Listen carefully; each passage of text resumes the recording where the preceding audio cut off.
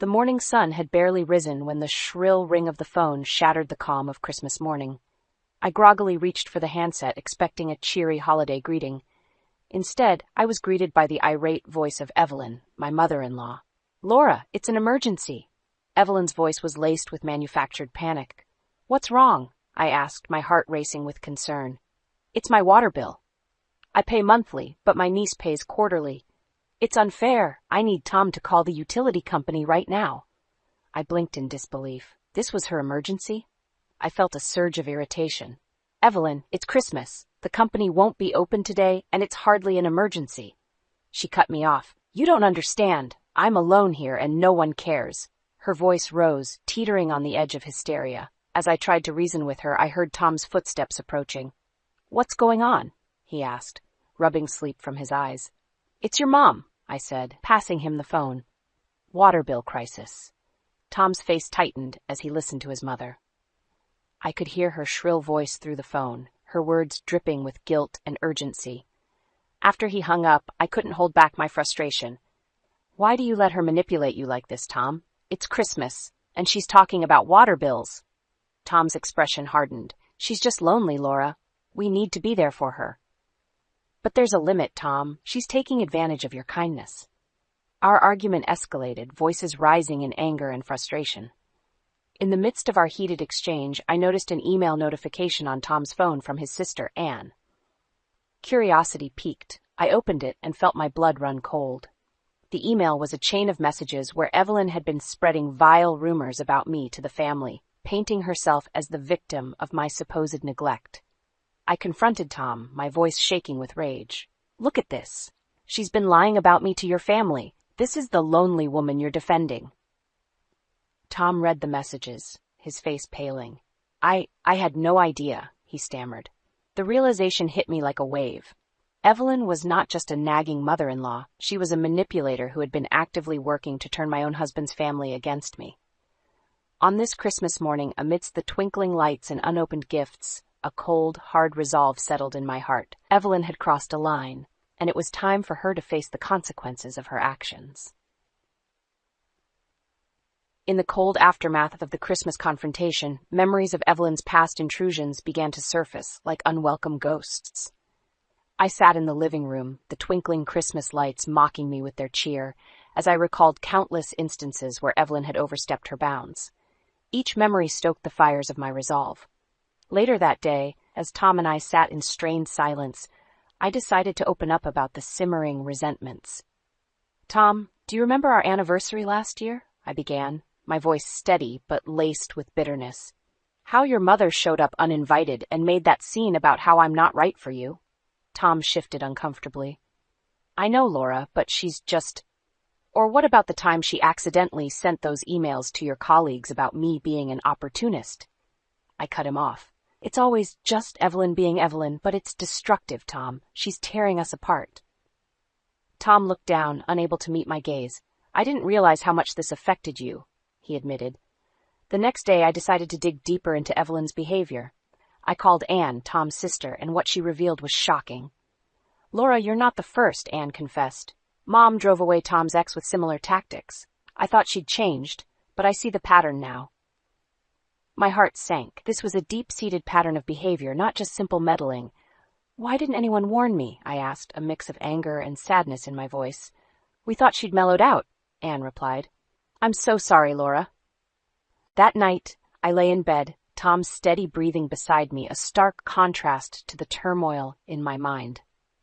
The revelation of Evelyn's past actions wasn't just hurtful, it was a betrayal of trust. I realized then that exposing Evelyn's manipulative nature was not just for my vindication, but for the sake of the entire family. It was time for Evelyn's web of lies to unravel. I began collecting evidence of her manipulations, emails, messages, and even recorded conversations. Each piece of evidence was a confirmation of her deceit.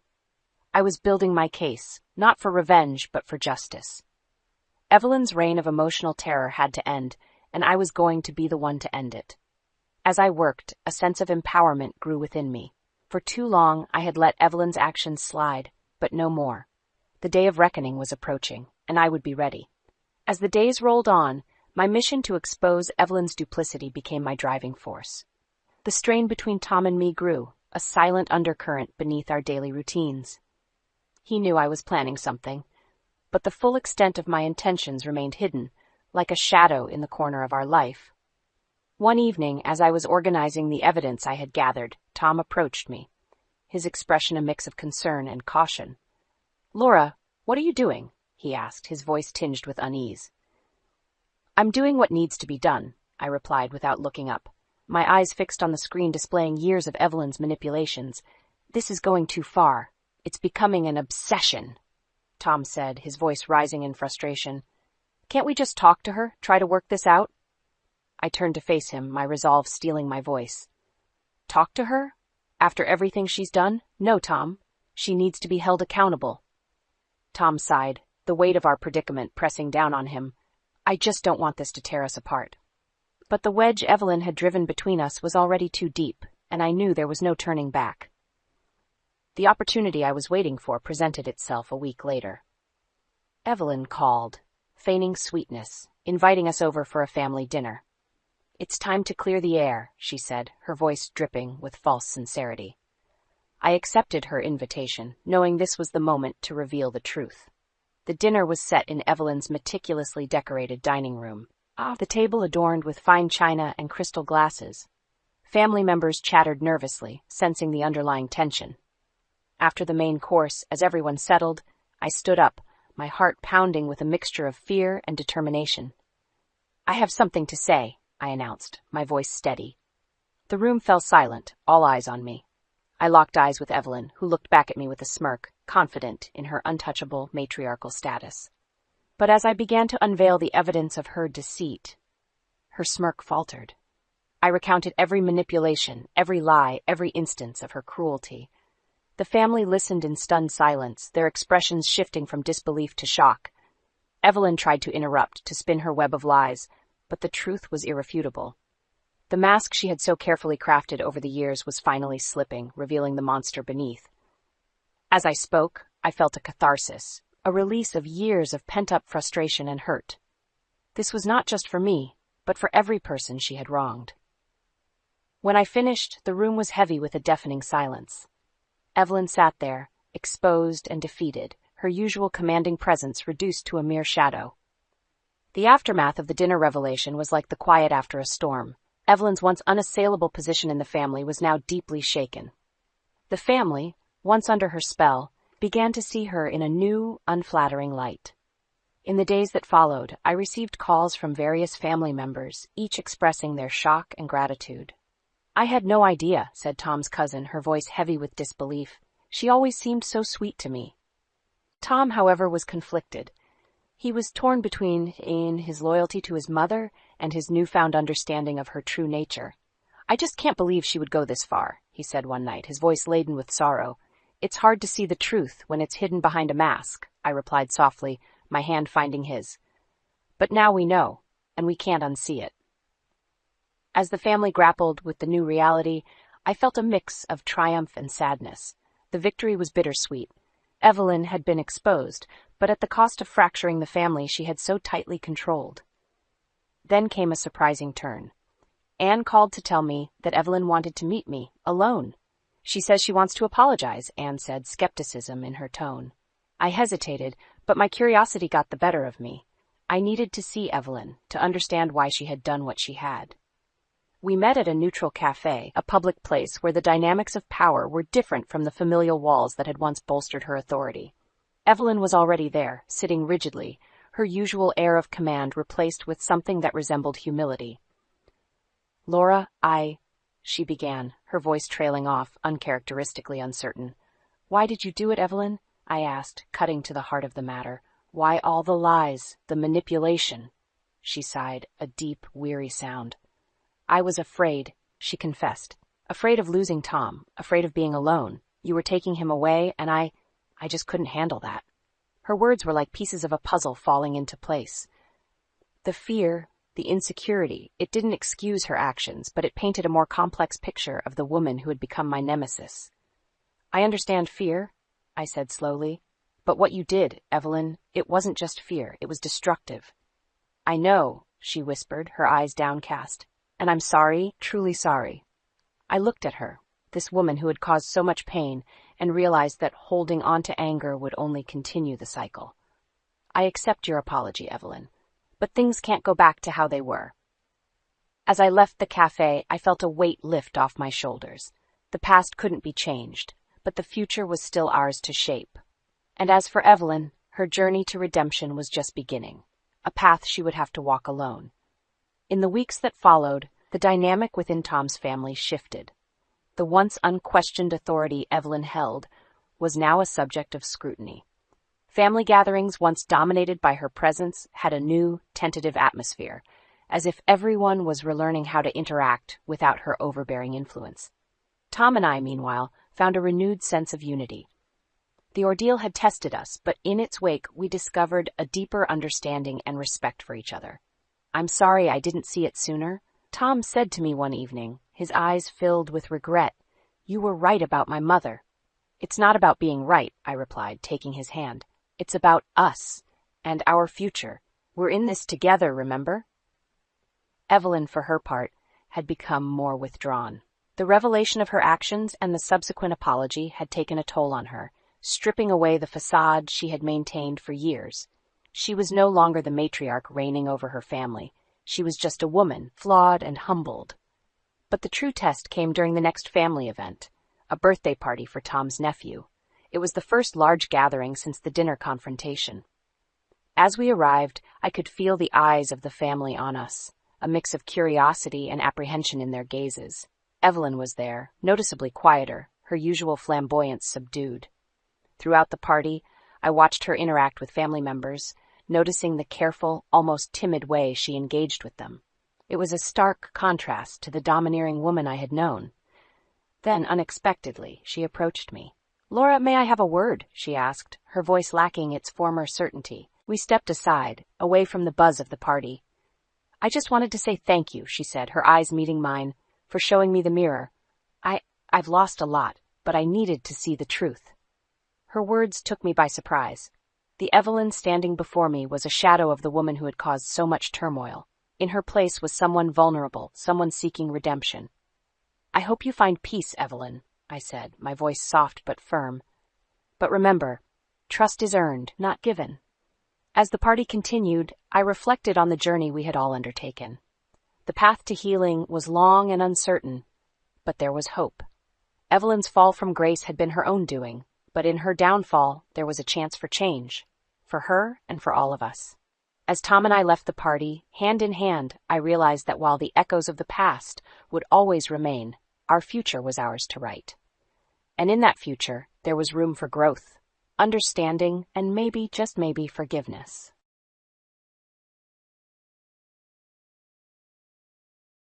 Oh, Mom, when I came back from shopping, I saw my daughter Madison crouched at the entrance with a big belly.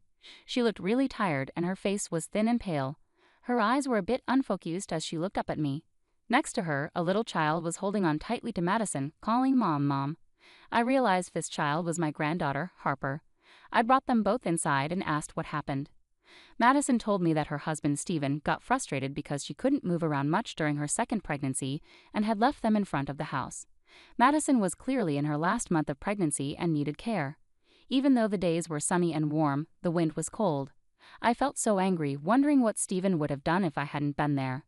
I didn't think he was the kind of person to do something like this. Pregnancy isn't an illness, right? We have pregnant women at my work who do their jobs from home just fine. And Harper, she's always crying and so loud. My colleagues' kids never cry like that. When I finally called Stephen, he sighed loudly on purpose. An unemployed, obese woman and a noisy child are a nuisance. Let her parents take care of them for a while. Realizing it was pointless to talk to him, I decided to focus on caring for Madison and Harper instead. Half a year later, on a spring afternoon, Stephen called. "Hey, what's going on? Your house is gone." At first, I was confused, but then I understood. "You finally noticed," I replied. After hearing the truth, he was speechless and turned pale. "My name is Scarlett. I'm a 58-year-old housewife. My husband passed away about 3 years ago, leaving me alone, but I don't mind being alone. His study is filled with books, including his favorite novels, challenging research papers, magazine clippings, and diaries. Being in the study makes me feel close to him. Sometimes I spend time there, looking through the books. My daughter Madison, her daughter Harper, and Madison's husband Stephen live about a 30-minute drive away in the next town. Stephen works at a big company owned by his dad. At just 33, he's already a department head and is even considered a potential future CEO. Madison and Stephen met at a beer party when Madison was out with friends. One of her friends recognized an old classmate, who turned out to be Stephen. They discovered they worked near each other and started seeing each other more often, either by bumping into one another or going out for drinks with friends. Eventually, this led to a relationship. Madison wasn't the type to make the first move and often called me, unsure of what to do. I wasn't very experienced in love either, so I tell her, well, I'm not sure either, but maybe just go out for a meal and enjoy yourselves. Unlike me, my husband had experienced many romances before we met. But when it came to our daughter's love life, we both agreed on one thing: she shouldn't date someone strange. My husband, always protective, even joked about calling himself strange. Their relationship continued smoothly, and within a year, they happily announced their engagement.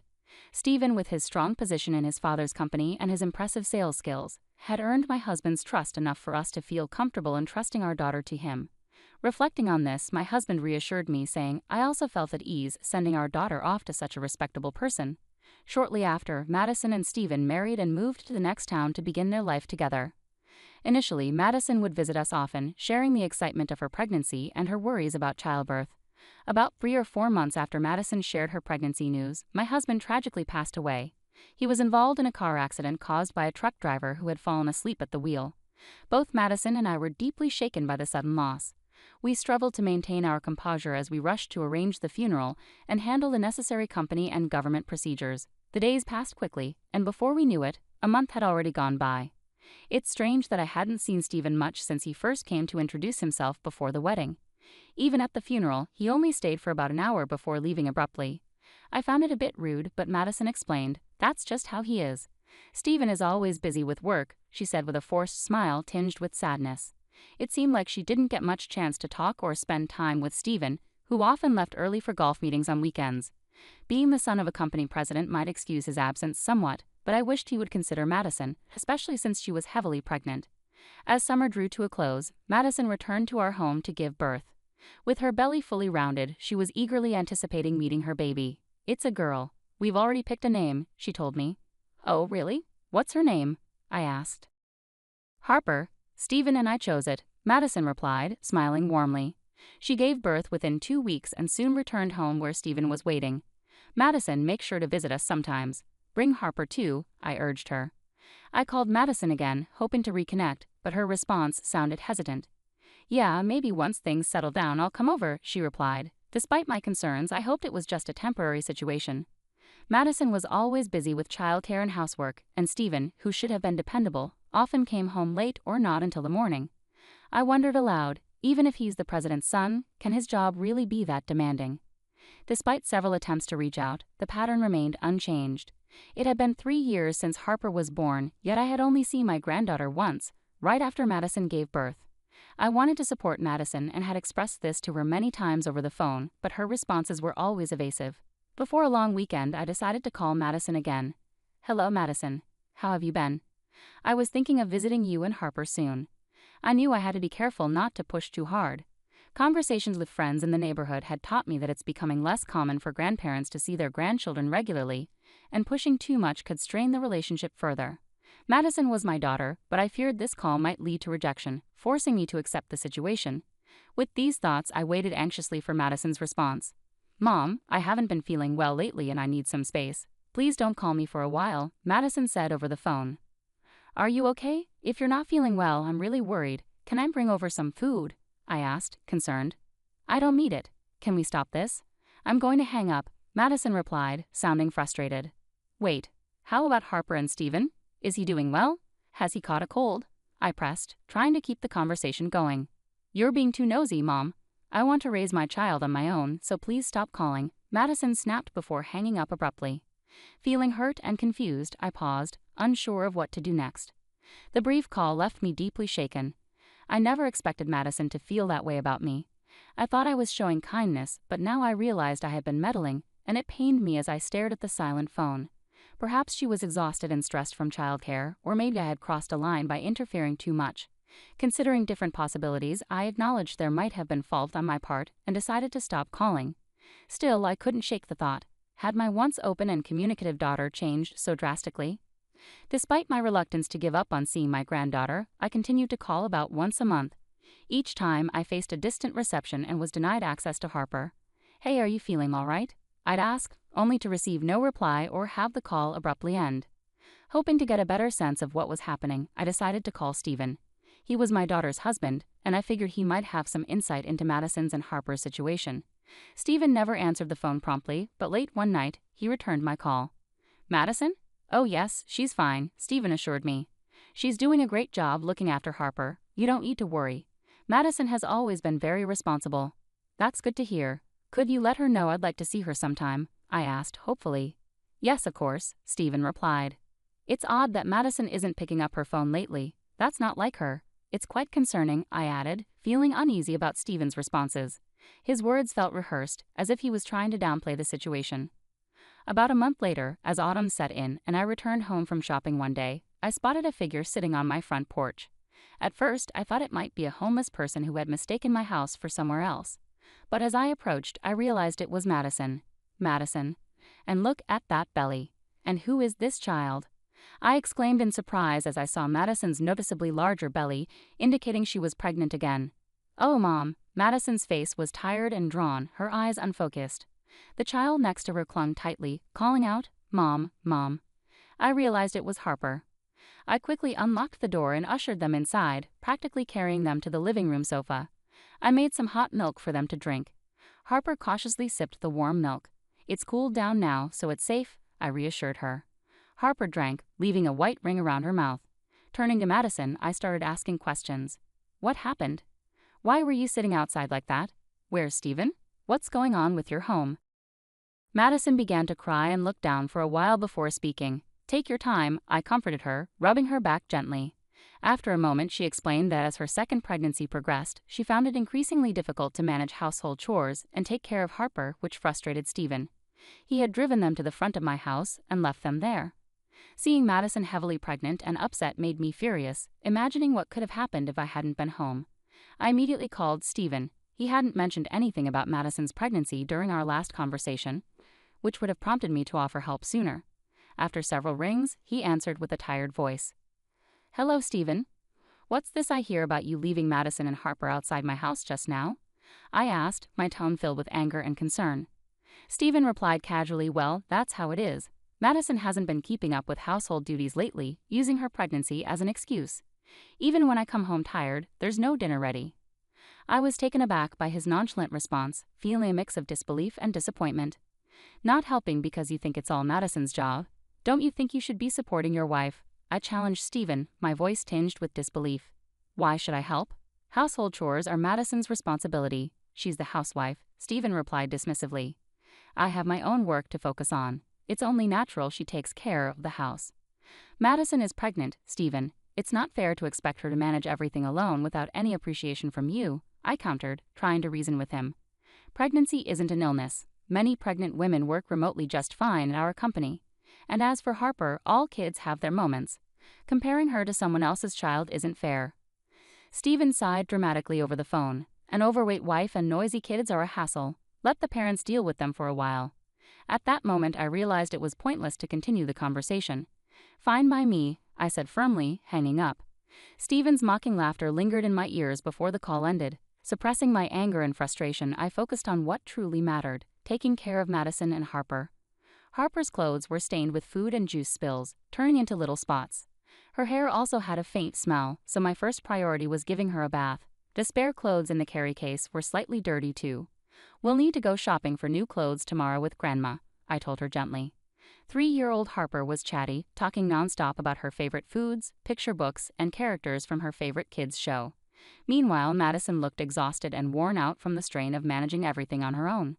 She could barely move from the couch. Quickly, I prepared fresh sheets and set up a bed in an empty room upstairs for Madison to rest. She looked worn out, with rough skin and disheveled hair, which made her look quite pitiful. "Call me if you need anything at all. I'll take care of Harper, so you just focus on resting, okay?" I assured Madison. She nodded gratefully and soon fell asleep, finally able to relax. The next 1 to 2 weeks were spent nursing Madison back to health and caring for Harper. Spending time with my granddaughter, whom I hadn't seen much until then, was incredibly fulfilling and not at all burdensome. It was difficult for me to resist when Harper would plead, "Please buy it," with that sweet voice of hers. As Madison gradually recovered, she began to open up about her past. Stephen used to be kind before we got married. He respected my opinions and we would discuss everything together. Those were the happiest times. Her voice grew somber. But after we married, he changed. He started giving orders, saying things like, "You can't rely on your parents. You have to manage all the housework perfectly." I just accepted it all. She shared that she was allowed to come back to her parents' house when Harper was born. Looking back, it felt like I was being manipulated, controlled. He even told me once that I shouldn't rely on you, Mom. "So is that why you hung up quickly when I called?" "Yes, calls with you were forbidden too, so I had to hang up quickly." "I'm really sorry," Madison explained with a mixture of regret and sadness. Later that night, after Harper had fallen asleep, we sat down with ginger tea and talked. I felt a rush of emotions, anger and sorrow mingling together. Stephen, who had once seemed so respectful when he asked for Madison's hand in marriage, now caused her so much pain and even spoke ill of her as if she were a burden. What's more, there were suspicions of him having an affair. "I've noticed perfume on him lately. It's not like him, especially not a woman's scent. And his shirts have had a sweet smell when I've done the laundry," I shared with Madison. His late nights and early mornings suddenly seemed to make sense. "Madison, you've been incredibly strong through all of this, managing the house and taking care of Harper, all while dealing with your husband's infidelity," I praised her, overwhelmed with admiration for her resilience despite everything. "Despite any disagreements, she's my daughter and family." Madison teared up quietly. The gentle autumn weather persisted, dry yet refreshing compared to summer. Madison's due date was approaching. I focused on pampering both Madison and Harper, nurturing their emotional and physical well-being. 6 months passed and spring arrived. While I was preparing lunch one day, my phone rang unexpectedly. I paused to answer it. The caller was Stephen. "Yes, this is Scarlett," I answered cautiously. "Hey, what's going on? Your house is gone." Stephen's voice sounded bewildered on the other end of the line. "Finally noticed, have you?" I replied, a hint of amusement in my voice. Stephen had arrived to pick up Madison, Harper, and the newborn only to find the house demolished and an empty lot with a "for sale" sign. The move and demolition had been completed a month ago, and Stephen seemed to have just realized the situation, prompting his panicked call to me. "We've moved. You left Madison, Harper, and the baby in my care for half a year. Have you been aware of that?" I questioned pointedly. "Yeah, I've come to pick them up now." "Where are you?" Stephen asked urgently. "Come to pick them up. Unfortunately, we've relocated to a secure apartment. There's no point in telling you where. I'm not considering returning them to you," I responded firmly. "Don't joke with me. I told my parents I'd bring Harper and the baby over. Give me back the kids at least," Stephen insisted, his tone unsettling as he referred to the children almost as possessions. "That's a promise you made on your own. It doesn't concern us, so we won't comply. I'm busy now, so if you don't mind." Just then, the baby started crying, the sound audible through the phone. Stephen seemed to react softly, saying, "Oh." Ignoring him, I hung up and hurried to change the baby's diaper in the next room. I could hear Madison's phone conversation faintly. "Yes, hello, what?" Her voice carried a hint of frustration, likely arguing with Stephen. Soon after, Harper emerged from her room, looking scared. "Mom is angry," she whispered anxiously. "It's okay, sweetheart. Everything will be fine," I assured her, pulling her into a comforting hug. About 10 minutes later, the commotion quieted down, and Madison joined us. It was Stephen. He was demanding our new address, but I refused outright. "I don't care if he wants to show Harper and the baby to his parents," she sighed, reflecting on his persistence. "But maybe it was for the best he called." I finally got to say what I've been wanting to. Regarding the lawyer, the issue at hand was Stephen's infidelity. During that call, I informed him that we would proceed with a divorce through a lawyer, and I would also seek alimony due to his affair. I also sent proof of his infidelity to his father, Madison recounted calmly. Over the past 6 months, we had hired a detective to investigate Stephen's behavior, and the evidence confirmed his unfaithfulness.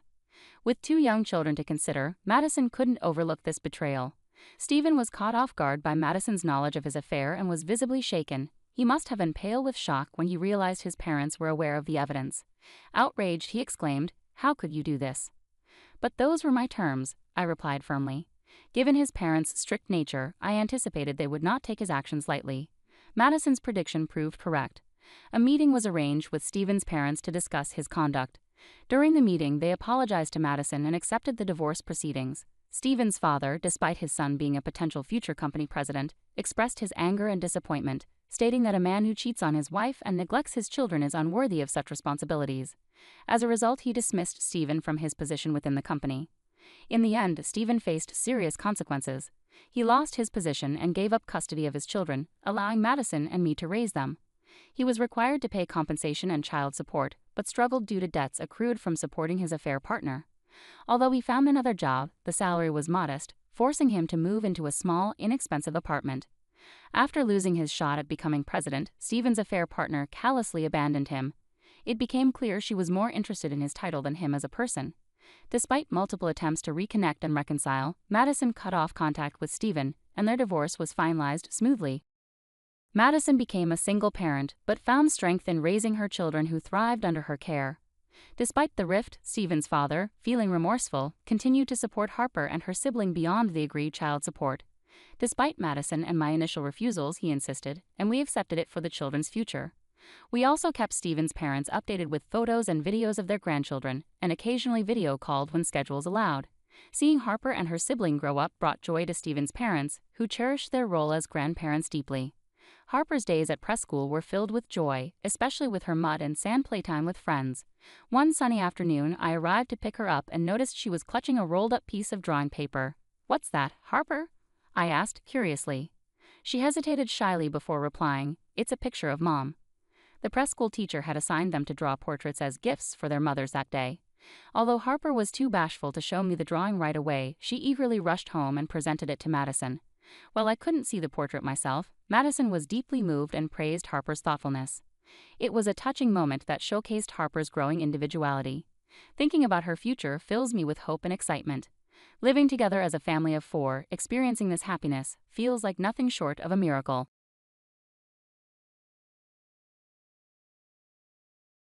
"Please leave. It's too crowded in here," Jennifer said with a laugh. Her smile was smug and unsettling, the worst I had ever seen. I stood there, shocked, as Jennifer repeated herself. I didn't understand why I had to leave my own house. "This is my house, you know. What are you talking about?" I asked. "I know this house is in Daniel's name," she replied. I was shocked by Jennifer's nerve. Even though I had explained everything when we got married, it seemed she hadn't listened at all. "Fine, I'll leave," I said with a sigh. Watching Jennifer gleefully unpack her furniture into Daniel's home, I wished he were here, but he was away on a business trip for a month. I decided to wait until he returned to discuss the situation. "Well then, take care," I said. With that, I left the house filled with memories. I knew where I was going next. I anticipated Daniel's reaction when he returned. "My name is Karen, and I'm a 65-year-old housewife. I worked until I was 60 and now live comfortably thanks to my pension and the inheritance from my husband, who passed away 5 years ago. He came from a wealthy family and owned several properties. Despite his wealth, he enjoyed working and was frugal. During the years we raised our child, there were times I got frustrated with my husband for being so focused on work, but I always admired him for taking on challenges with a smile. It's been 5 years since he passed away in October, in a tragic accident that happened on our wedding anniversary. I can't forget seeing the crushed cake box at the accident scene. He left behind a significant inheritance, insurance money, and our beloved son Daniel. Daniel turned 40 this year and works at a big company. After his father's sudden death, Daniel went through a rough patch. He was cheated on and divorced by his then-wife, and he briefly sought counseling to cope. I worried he might quit his job, but then he met Jennifer, and things turned around quickly once they started dating. They got married last year, and since then he's been even more driven at work and seems to have fully recovered. Jennifer, my son's wife, is a single mother with 2 boys aged 2 and 5. Daniel, who adores kids, had grown close to them, and I found them incredibly cute. Daniel couldn't have children due to an illness in his childhood, so the idea of having grandchildren filled me with joy. I thought Jennifer was quite generous, although she occasionally said things that surprised me. Overall, I believe she had a good heart. Daniel and everyone else seemed to agree. It never occurred to me that things could turn out the way they did. After their marriage, Daniel and Jennifer moved into a property near our house. I had suggested they live in one of my husband's houses. "We want to start in a home we've chosen ourselves," Daniel insisted.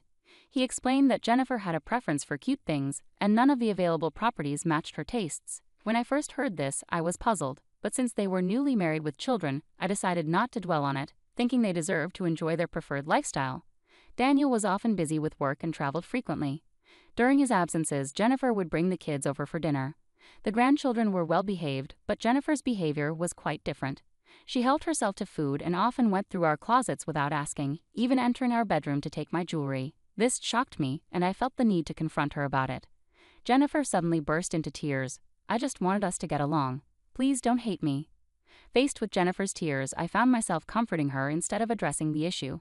I chose not to tell Daniel about what happened, and since Jennifer didn't take anything else after that, I decided to keep the incident to myself.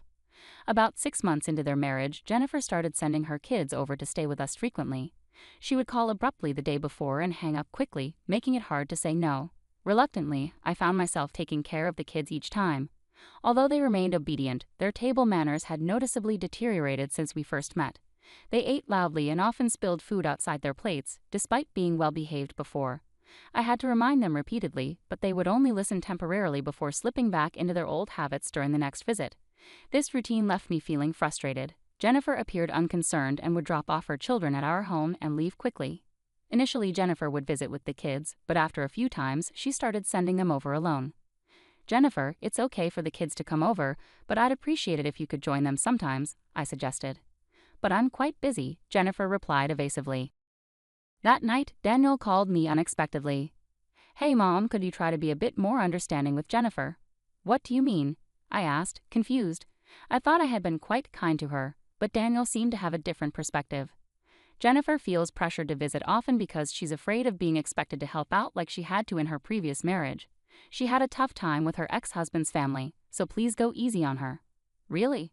Okay, I understand." It seemed Jennifer had misunderstood my intentions. I responded to Daniel with mixed feelings, and the next day, Jennifer sent the kids over to our house again. As their first year of marriage passed, the children began spending half of each week with us. Meanwhile, Jennifer would only visit a few times a month, staying for about 10 minutes each time. I started feeling uneasy about Jennifer, who always seemed too busy to talk. When I asked the children about Jennifer's plans, they would look guilty and shake their heads. Initially, I tried asking a few times, but their reactions made me feel so guilty that I couldn't bring myself to pry further. Then one day, Jennifer unexpectedly came over with Daniel. We sat down for coffee and had a pleasant chat after a long while. That's when Daniel spoke up. "I have something to discuss," he said seriously. "The kids have really bonded with you, and I'm away on business trips often, so I can't spend much time with them. If you're okay with it, I'd like you to move in and help Jennifer out. What do you think?" "Move in? Well, what about Jennifer?" I was taken aback by the sudden suggestion of living together, nearly dropping my coffee cup in surprise. However, I kept my composure and turned to Jennifer. "Karen has always been a tremendous help, and I'd really appreciate her assistance," Jennifer chimed in. "Is that so? Well, I'll need some time to think about it," I replied. Daniel seemed pleased with my response. Knowing him, he must be concerned about my well-being too. I pondered over the proposal for a couple of days and eventually decided to accept. From there, we began clearing out unnecessary items and preparing rooms for Daniel's family and the children. With the kids' help, we finished cleaning up sooner than expected, although the effort left me with daily muscle pain. A stark reminder of my age. Despite the challenges, I successfully cleared out 2 rooms. As I busily cleaned, Jennifer didn't offer to help at all, which made me increasingly uneasy about living with her. Then came moving day. As the movers brought in boxes, Jennifer pulled me aside into the garden. With a puzzled expression, I turned to her, only to be met with a malicious smile. Then, unbelievably, she said something that left me stunned. "Please leave. It's too cramped in here," Jennifer laughed, her smile both smug and unsettling. I couldn't believe what I was hearing. Why was she asking me to leave when it was my house? I was bewildered. "This is my house, you know. What are you talking about?" I asked. "I know this house is in Daniel's name," she replied sharply. Jennifer's assertion left me feeling inwardly frustrated. Despite explaining everything when we got married, it seemed she hadn't paid attention at all. "All right then, I'll leave," I said with a sigh.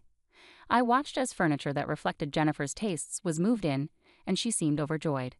It would have been better if Daniel had been there, but he was away on a business trip. He wouldn't be back for a month, so I decided to postpone any discussion until then. "Well then, take care," I said as I left the house filled with memories. I already knew where I was headed next. I eagerly anticipated Daniel's reaction upon his return. Without delay, I moved my belongings into my new home. The new home was a villa my husband and I had visited once, filled with memories, including where he proposed to me. While it didn't hold as many memories as our previous home, it held a special place in my heart, as we had planned to spend our second life here together. After finishing unpacking, I relaxed alone on the sofa. The place was very comfortable, thanks to the caretaker's diligent maintenance. I felt a pang of sadness for not seeing the children anymore, but I was prepared to sever ties depending on Daniel's response. A month passed quickly, and around the time Daniel's business trip ended, he called me. I picked up the phone, feeling a bit nervous. "Mom, where are you? There's no space for you here, and we were supposed to be living together. What's going on? Hasn't Jennifer said anything to you?" When I got back, Mom wasn't here, and Jennifer just cries without giving me any answers. "Well then, come to this address I'm about to give you," I replied. I gave Daniel the address and hung up. The next day, Daniel arrived at my new home with Jennifer and the children. When I opened the door, I saw Daniel looking a bit somber and Jennifer appearing pale. "Welcome. Is something wrong?" I asked, concerned. No, nothing," Jennifer replied, visibly tense, while the children looked around with curiosity, especially the 5-year-old who seemed particularly fascinated. I guided Daniel's family into the living room. As they took in the fully furnished space, Daniel seemed to realize that I had no intention of continuing our previous living arrangement. "Hey Mom, why did you suddenly decide not to live together?" Daniel asked, puzzled. "Well, Jennifer should have a good understanding of that, shouldn't she?" I replied. Daniel scratched his head with a slightly irritated expression before recounting what he had heard from Jennifer. "Jennifer mentioned that you didn't like her choice of furniture, right? But that was just for our room. Couldn't you have let it go? She also said she had to buy more furniture for the living room because you moved out." "Oh, so she added more furniture, did she?" I looked directly at Jennifer, who twitched nervously. Her lips curved slightly upwards, as if she believed Daniel wouldn't believe my side of the story without proof. "Jennifer, why lie?" I asked plainly. "I haven't lied about anything," Jennifer replied, tears welling up in her eyes. Daniel immediately stepped in to console her, seeming to view me as the source of the conflict. Meanwhile, the grandchildren hung their heads behind them, avoiding eye contact with Jennifer. I let out a frustrated sigh. "Jennifer, stop the fake crying. The children can see right through it." "That's awful, Daniel. I'm really not lying. Please believe me," Jennifer pleaded, clinging to Daniel and burying her face against him. Despite her words, her voice lacked genuine emotion. I felt annoyed with Daniel for siding with Jennifer in this situation. "Mom, Jennifer may have made mistakes, but leaving without discussing it isn't right. Can't we try to work things out?" Daniel pleaded. "Well, I do owe you an apology for leaving abruptly, but any reconciliation with Jennifer will have to wait until you hear this," I replied, tapping my mobile phone. Immediately, a voice played out loud, causing Jennifer's face to turn pale. "You recorded it?" I accidentally hit the video button while trying to capture the kids playing. The recording continued without my realizing. The voice from my phone sounded unlike Jennifer's usual tone, and Daniel looked bewildered, shifting his gaze between my phone and Jennifer. "Jennifer was the one who asked me to leave. I was just following her instructions," I clarified. "Is this really you, Jennifer?" "It can't be," Daniel demanded, pushing away from Jennifer, who clung to him, and asked her directly. However, Jennifer remained silent, staring at the ground. Daniel's frustration grew as he raised his voice, demanding answers from Jennifer. "It's not true. Are you taking Karen's side?" Jennifer managed to protest weakly, but the recorded voice clearly called out the children's names, leaving no room for doubt. Despite Daniel's persistence and Jennifer's attempts to dodge the truth, the situation became wearisome. Finally, Jennifer slipped up in exasperation. "I never wanted to live with someone else in the first place." "What? You were the one who wanted Mom to live with us," Daniel said, clearly shocked by this revelation. Jennifer defiantly explained her reasoning. "Exactly. I couldn't understand why Karen was living in a house under your name while we had to rent. I wanted a home of our own." It appeared Jennifer was worried about being judged for living in a rental property after marrying again. Daniel had leased a luxurious condominium in the area, which cost around $4,000 per month. Despite this, Jennifer seemed to look down on it simply because it was a rental. This attitude caused me a different kind of frustration. Jennifer glared defiantly at me. "And now Karen is harassing me. This is the house I've always dreamed of. Why are you living here?" Daniel looked perplexed by Jennifer's accusation. Unlike Daniel, I straightforwardly explained to Jennifer, who was clearly on edge. "Why?" "Because this property originally belonged to my husband." "That's a lie because this place is," Jennifer started, possibly thinking of the caretaker or something else she was mistaken about. I showed Jennifer a photo on my mobile phone. Upon seeing the person in the photo, Jennifer exclaimed, "Father?" My husband had passed away before Daniel remarried, so Jennifer had never met him. She had never referred to my husband as father. Therefore, the father Jennifer mentioned must be the children's paternal grandfather. The photo captured Jennifer's father-in-law and me shaking hands. It was taken as a memento when we moved in. Jennifer looked at me, her face turning pale. How do you know him? How? Because he's the caretaker here, of course, I replied calmly. Upon hearing this revelation, Jennifer sat down right where she stood. Daniel also appeared stunned, struggling to grasp the situation. Sensing the opportunity to clarify things further, I decided to continue.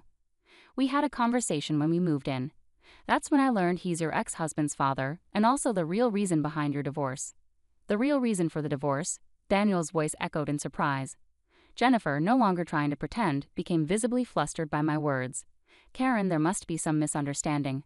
I'm sorry, let's go home together.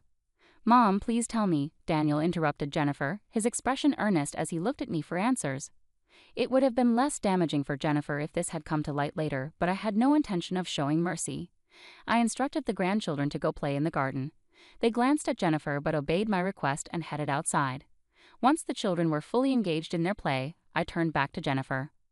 I heard from Jennifer that her divorce was due to her husband's infidelity, but in reality, it was Jennifer who had an affair. Daniel was visibly shocked, and Jennifer trembled, avoiding my gaze. I can't believe this. Karen, why would you lie about this? Daniel asked, clearly shaken by the revelations. Oh, I also have a copy of the notarized document here. I retrieved the document from a drawer and handed it to Daniel. Daniel's face went pale as he scanned through the document. What's all this? Compensation? Custody to be revisited once the child can choose? Meeting before remarrying? I was never told about any of this. That's right.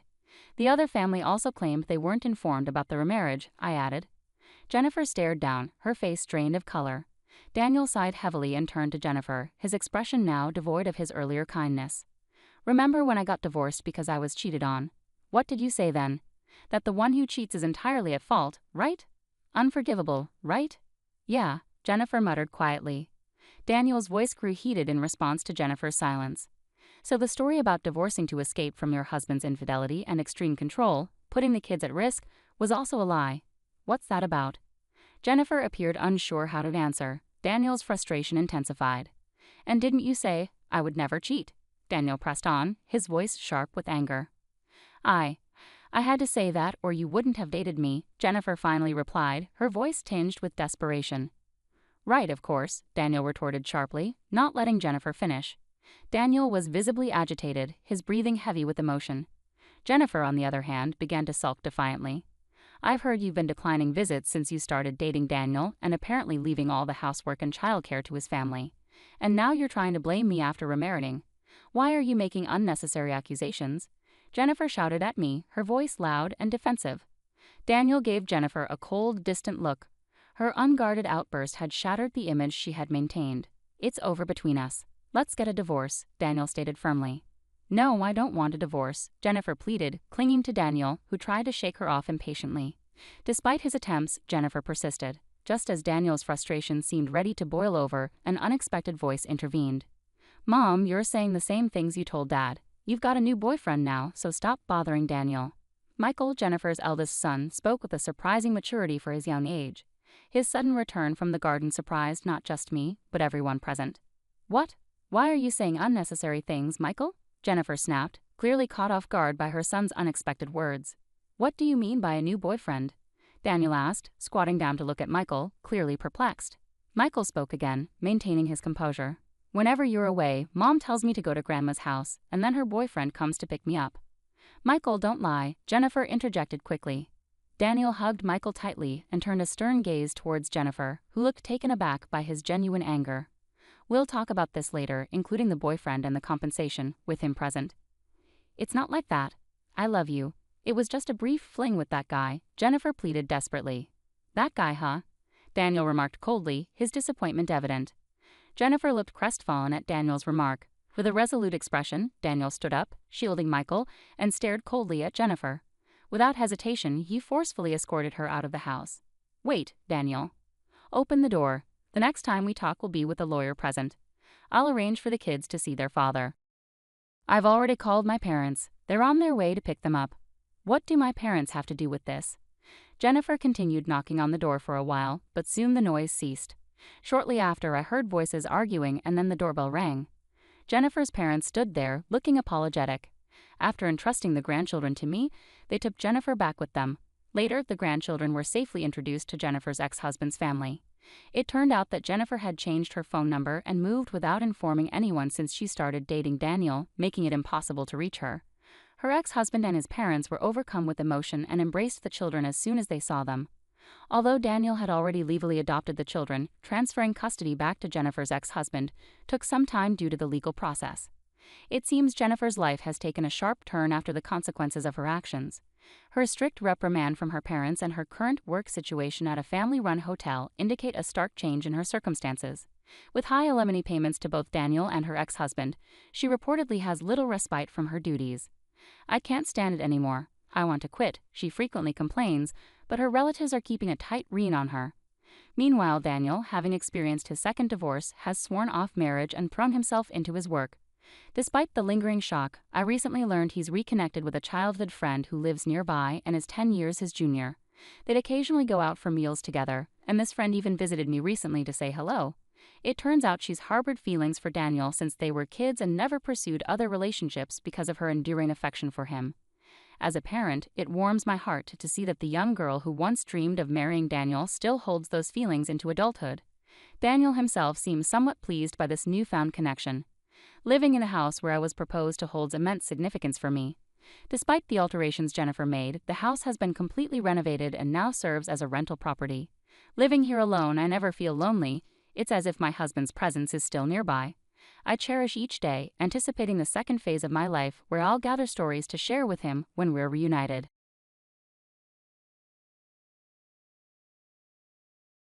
My daughter is joining the company, so I need you to resign.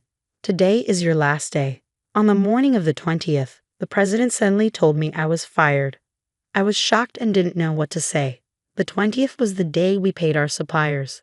Some payments were made through bank transfers for longtime suppliers, but I also made direct payments and visited them as a courtesy. "You look like you can go home right away. I'll give you the day off, just for you, so leave quickly," the president said. He pushed me out of the office, and the door shut with a snap right in front of my face. I didn't even know where to start to argue. My name is Emily. I joined this family-owned paving company right after high school and worked as a clerical worker for 10 years. Well, until just now. The company had about 20 employees, and when the current chairman was the president, the workplace atmosphere was great. It was an easy place to work. The chairman, now retired, used to work closely with the younger employees, and his wife, Catherine, would come in every day to help with various tasks until he was hospitalized. Their daughter, Kelly, was skilled in both field and office work.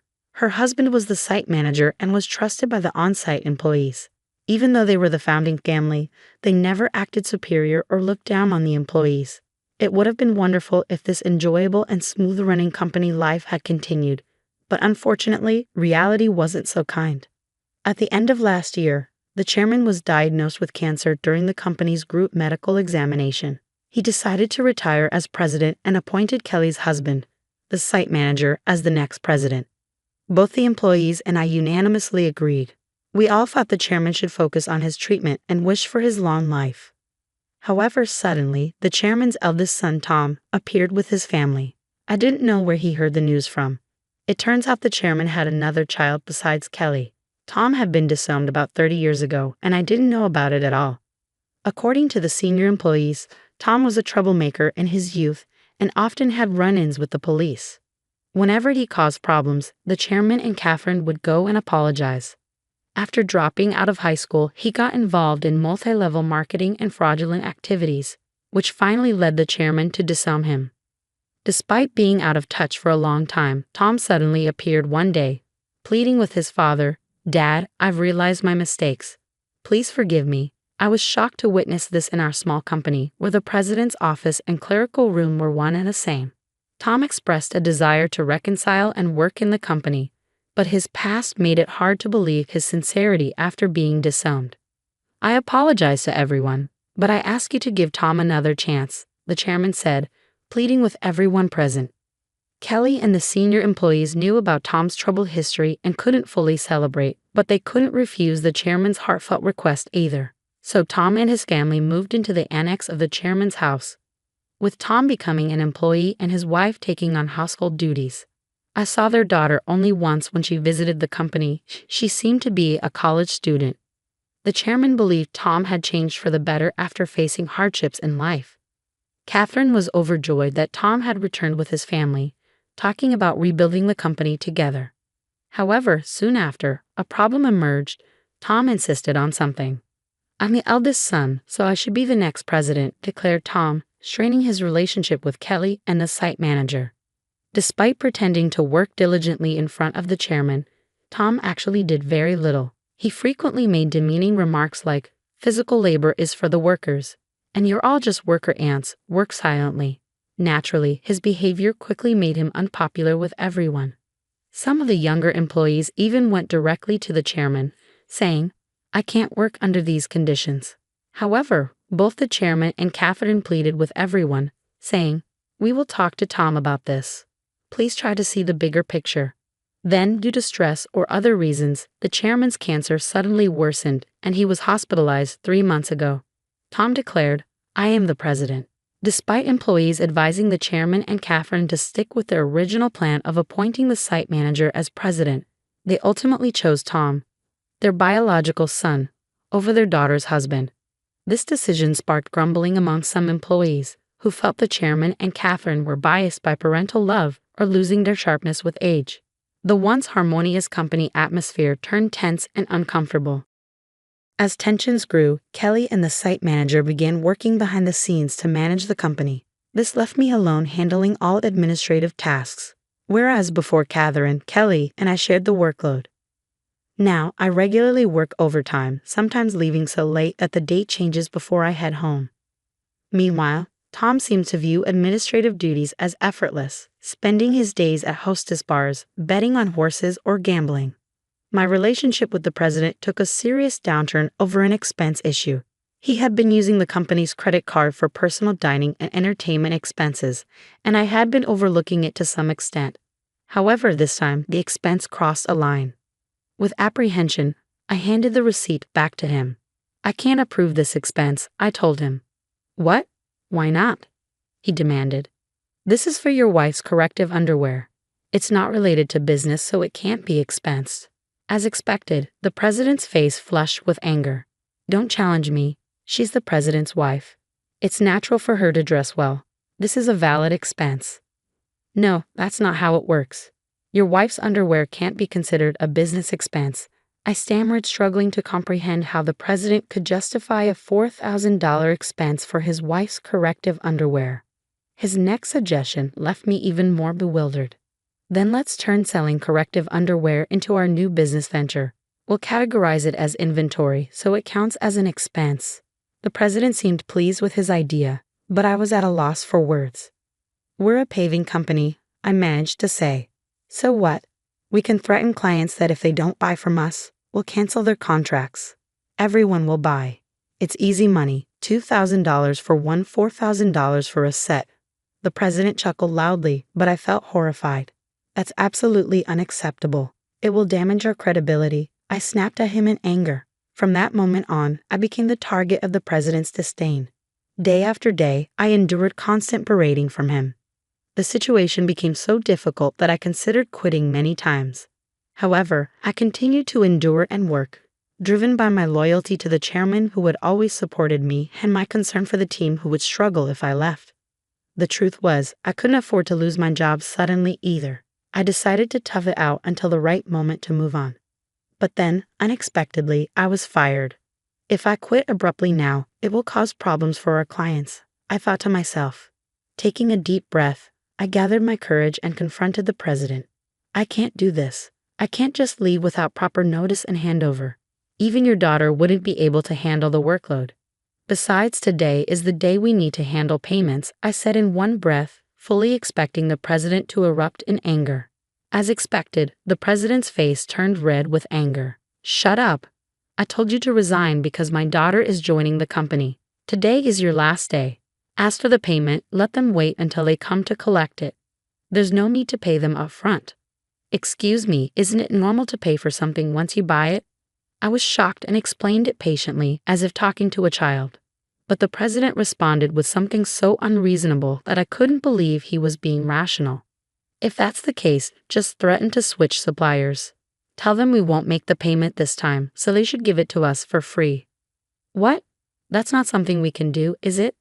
I was so stunned that I couldn't find the right words to respond. You're completely useless. My daughter has a college degree. She can handle office work easily. As family, she won't question my expenses like you do. You're all talk and no action. We don't need someone like you in our company. Leave now, the president sneered. It seemed clear he intended for his daughter to handle accounting so he could justify personal expenses as business expenses. Oh, is that so? Just remember, I won't regret this, I replied. Words were futile at this point. My patience had worn thin. I quickly gathered my belongings and left the company, feeling sorry for our clients. I called Kelly, despite knowing Catherine and Kelly were busy with the chairman. This was urgent. I explained everything and trusted the rest to Kelly. Once I left the company, I suddenly found myself with nothing to do. Being fired without notice clearly violated labor standards laws. If I reported this to the labor standards office, the company would be in trouble. Since our company was part of the middle company payment system, I could claim my severance pay and 1 month's salary. This system supports small and medium-sized enterprises that can't afford severance pay on their own. I didn't need to rush because I could apply within 5 years from my retirement date, and the Labor Standards Office had a 2-year statute of limitations. With my professional habits, I planned out the necessary procedures and timeline for retirement. I decided I could take it easy for at least a week. Lately, I had been working overtime and weekends nonstop, leaving no time for myself at home. There were many places I wanted to visit once I settled down, so I chose to go on a day trip to the beach for a refreshing break. After enjoying myself at the beach, I checked my phone in the locker and found several missed calls, emails, and voicemails. Among them, Kelly's email caught my attention. It said, "The payment process went smoothly. Everything is in order." I felt relieved.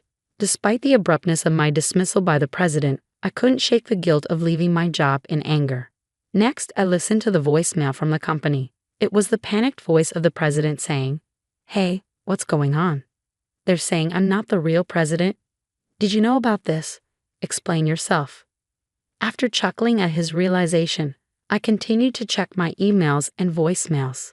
Among them was a message from the chairman, so I promptly headed to the hospital. Arriving at the hospital room that evening, I found Catherine and the president already there. As soon as the chairman saw me, he greeted me from his bed. "Emily, I'm truly sorry for my foolish son." "Hey, what's going on? I'm not the official president. Explain yourself." Tom shouted arrogantly, clearly not understanding the situation. The chairman quickly silenced him with a stern command. "Quiet down." It turned out that right after I had called Kelly, she promptly informed the chairman and Catherine. Upon receiving the news, the chairman immediately contacted Tom, who was acting as president, and asked, "Do you really not know anything? So what's the truth?" I calmly explained to the president, who was still shouting in confusion. "Essentially, Tom, you didn't have any legal authority. Your role as president was just a title. It might seem confusing, but in business terms, president is a position within the company and doesn't hold legal standing like a representative director does. The representative director is the one legally responsible for the company's actions externally. It's a different and more formal role that requires specific legal procedures to change." I continued, "While the title of president can be changed informally within the company, altering the representative director involves complex legal processes. That's why your position didn't carry the legal weight you assumed it did." 3 months ago, when Tom was appointed president, there was strong opposition from Kelly, the site manager, and veteran employees. That's when I proposed a strategy. Tom would be a figurehead president while the chairman remained the legally responsible representative director. As someone familiar with company procedures and laws, I knew the complexities involved. Under my plan, if Tom showed genuine dedication and won over all employees, then we would initiate the legal process to formalize his presidency.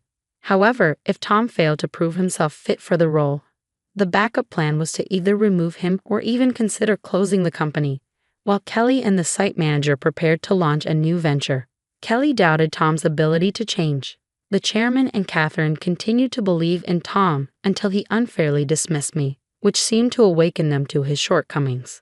If you want to be a leader, learn and take care of your employees. I've told you this many times, the chairman emphasized. Tom retorted, "It's not a big deal. right? Can't we just handle the procedures now? No, it's not possible, the chairman explained. Our company offers stocks to employees who want them, and many of them own shares. Emily owns 10%, making her a major shareholder. We can't disregard her views, and other shareholders won't support you either. As the president began to understand the gravity of the situation, his face paled. What? I don't have any shares. None. I plan to pass on my shares to you once you prove yourself as president. I'm deeply disappointed in you. Were you only interested in my wealth, thinking I didn't have much time left? The chairman slumped in despair, and Catherine remained silent, visibly upset. Defiantly, the president responded, Well, I'm the eldest son. What's wrong with taking what's rightfully mine? The company belongs to me. I can't forgive you anymore. The chairman bears full responsibility as the representative director of this company. Moreover, I'm a shareholder. I have the right to call for a shareholders' meeting and propose your removal, I asserted firmly. The president's face drained of color as he grasped the implication of removal.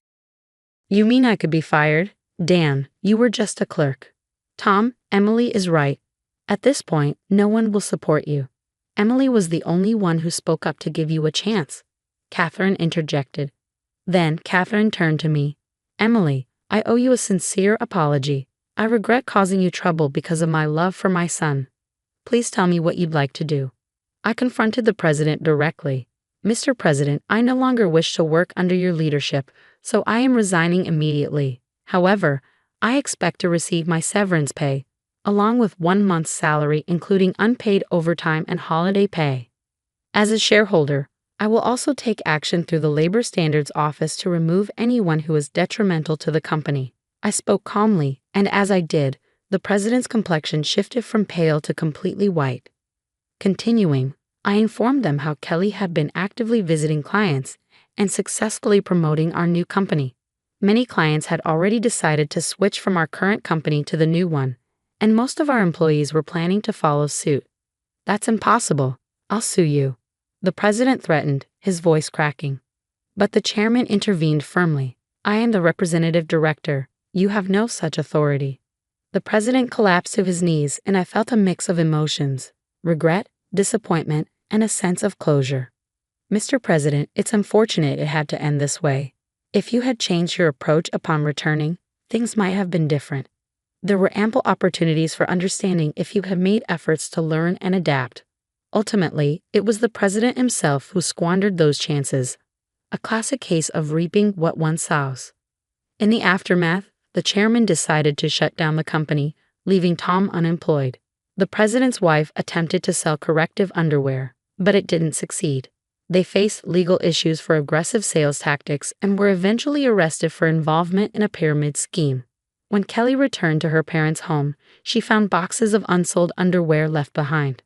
As for the daughter, she found employment elsewhere, although the specifics are unknown. I now work happily at Kelly's and the site manager's new company. I cherish my relationships with others and strive to live authentically each day.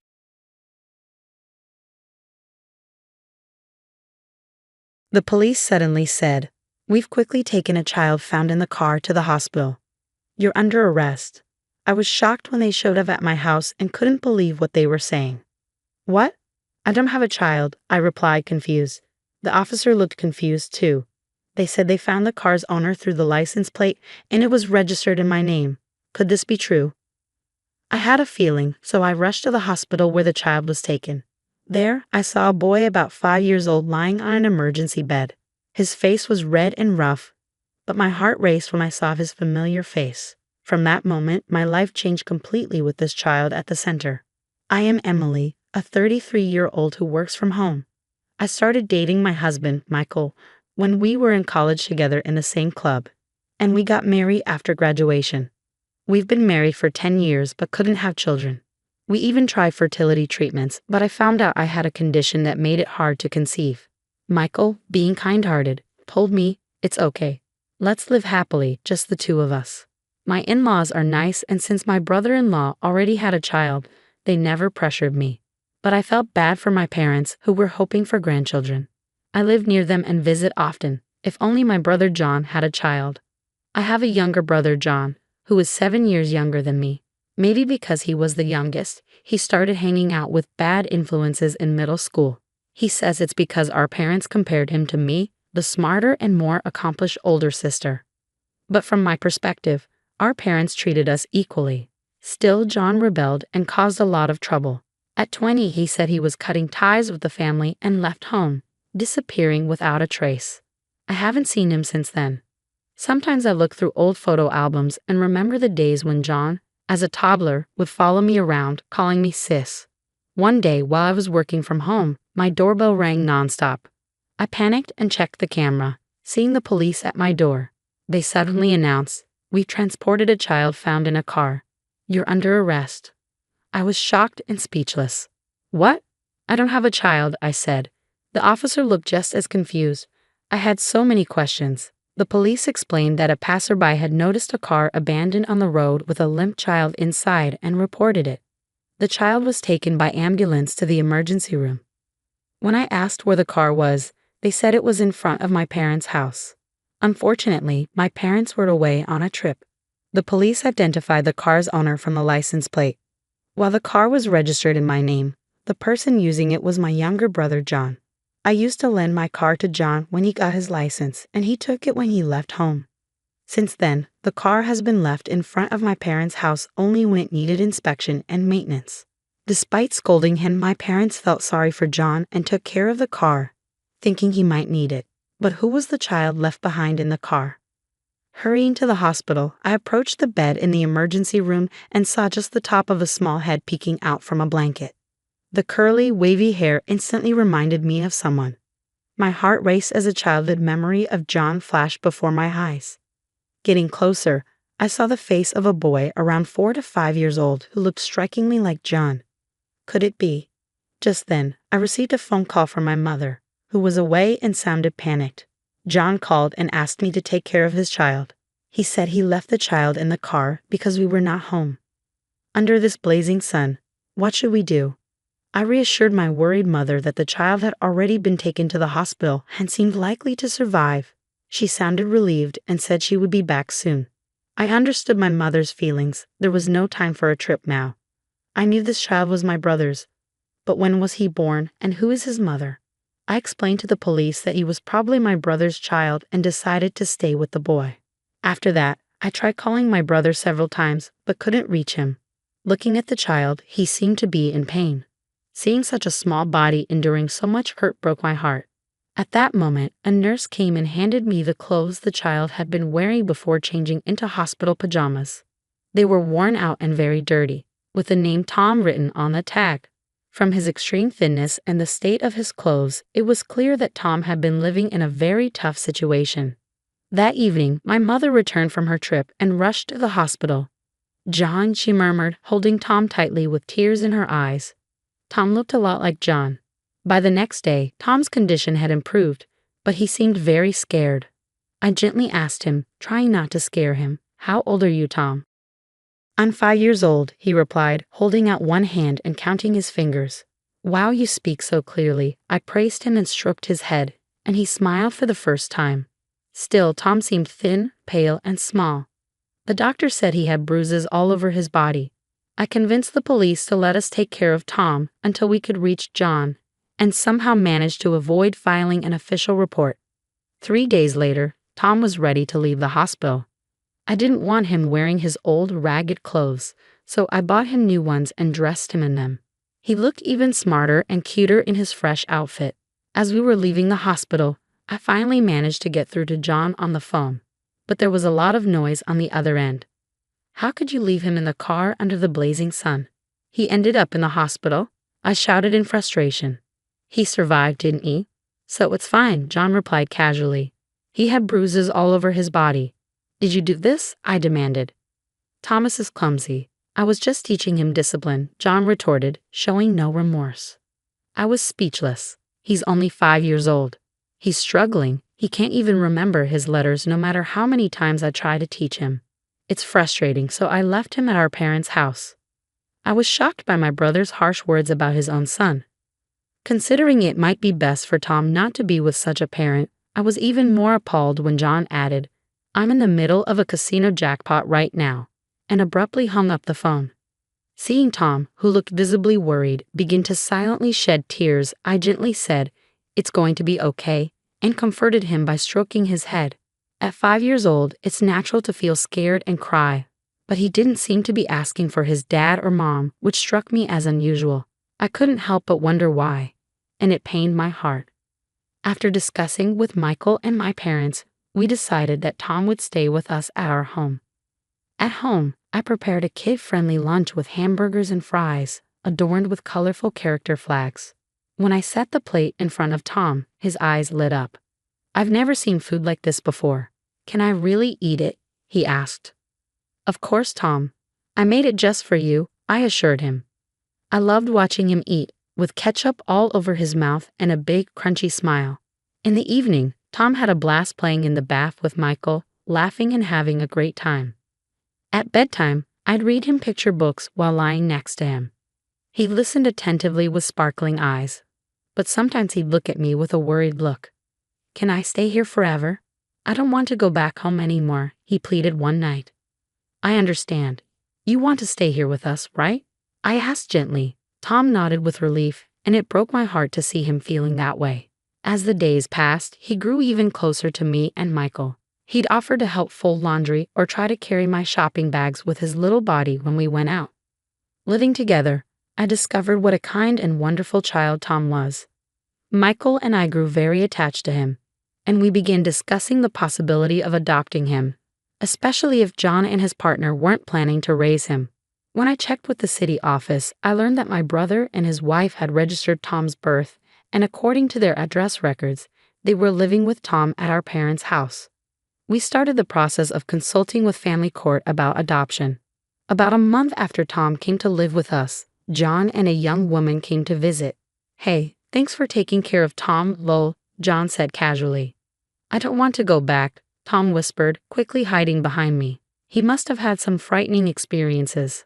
It had been years since I'd seen my brother, and he looked more confrontational than ever, with disheveled clothes. The young woman with him, who introduced herself as Riza, had multiple piercings in her ears and nose and dressed flamboyantly. "How did you find out where I live?" I asked, puzzled. "Mom told me. By the way, sis, you're living in a nice house and having a great life, huh?" "I have something to discuss about Tom." "Let me in," John said. I felt uneasy, but I couldn't refuse when it was about Tom. According to my brother, he had married this woman shortly after leaving home. They had been moving around a lot, and there were times when they lived in their car because they had nowhere else to go. While he looked around my house, my brother suddenly got to the point. "I heard from Mom that you don't have any children, right? You've been married for 10 years with no kids, so maybe you can't have any," he said. "What are you trying to say?" I asked, feeling a sense of foreboding. "We have a great idea. If you want Tom, how about it? But it won't be for free," he said bluntly. I was shocked by John's audacity, trying to sell his own son for money after previously trying to leave him with our parents out of annoyance. I was filled with anger. "John, do you realize what you're saying? Tom is not some object to be sold." "What?" Acting all righteous now. "I rebelled because of your seriousness. Our parents always favored you," John sneered. "It's ridiculous to blame our parents and me for your own choices." "Shut up. Just give me the money," John demanded, raising his hand as if to strike me. In that moment, Tom, who had been hiding behind me, stepped forward. He stretched out his arms, trying to shield me from John. Seeing this, I felt even more determined to protect Tom. "John, selling your own child for money is absolutely wrong," I stated firmly. Despite my initial outrage, I decided to give them the $13,400 I had saved in my dresser as a settlement. I also had them sign an agreement that they would have no further involvement with Tom and obtained their consent for the adoption. John's wife callously remarked, "It's a relief not to have to deal with such a troublesome child," shocking me with her indifference. Once the paperwork was finalized, they took the money, smirked, and vanished. From that moment on, Tom truly became our son, and we completed all the necessary legal procedures. The days that followed were filled with happiness. Tom thrived and grew healthy, and as a couple, we found our lives enriched with smiles and joy thanks to him. During this time, we began to notice Tom's talents and were eager to nurture them. However, 15 years later, Another incident unfolded when my younger brother and his wife paid us a visit. John now sported a scruffy beard, messy hair, and looked much older than his 41 years. His wife appeared disheveled, with no makeup, wearing dirty clothes and torn plastic sandals. It was clear they were going through tough times and living a rough life. I had a sinking feeling because their visit couldn't bring anything positive, and unfortunately, my dependable husband Michael was at work that day. "What brings you here?" I asked cautiously. "I need some money," John replied bluntly. "Why should I give you any money?" I countered, feeling uneasy. "I'm surprised. I thought Tom was just a dumb kid, but he got into a top medical school, didn't he?" John said, revealing he had heard about Tom through someone in our neighborhood at a local tavern. In reality, Tom was very bright. He had excelled in school since elementary years and earned admission to a prestigious medical program right after high school. "That's no longer your concern," I said firmly.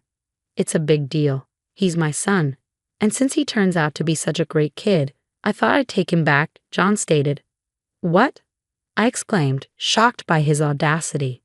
"If you don't like it, how about you give me $33,500, John suggested.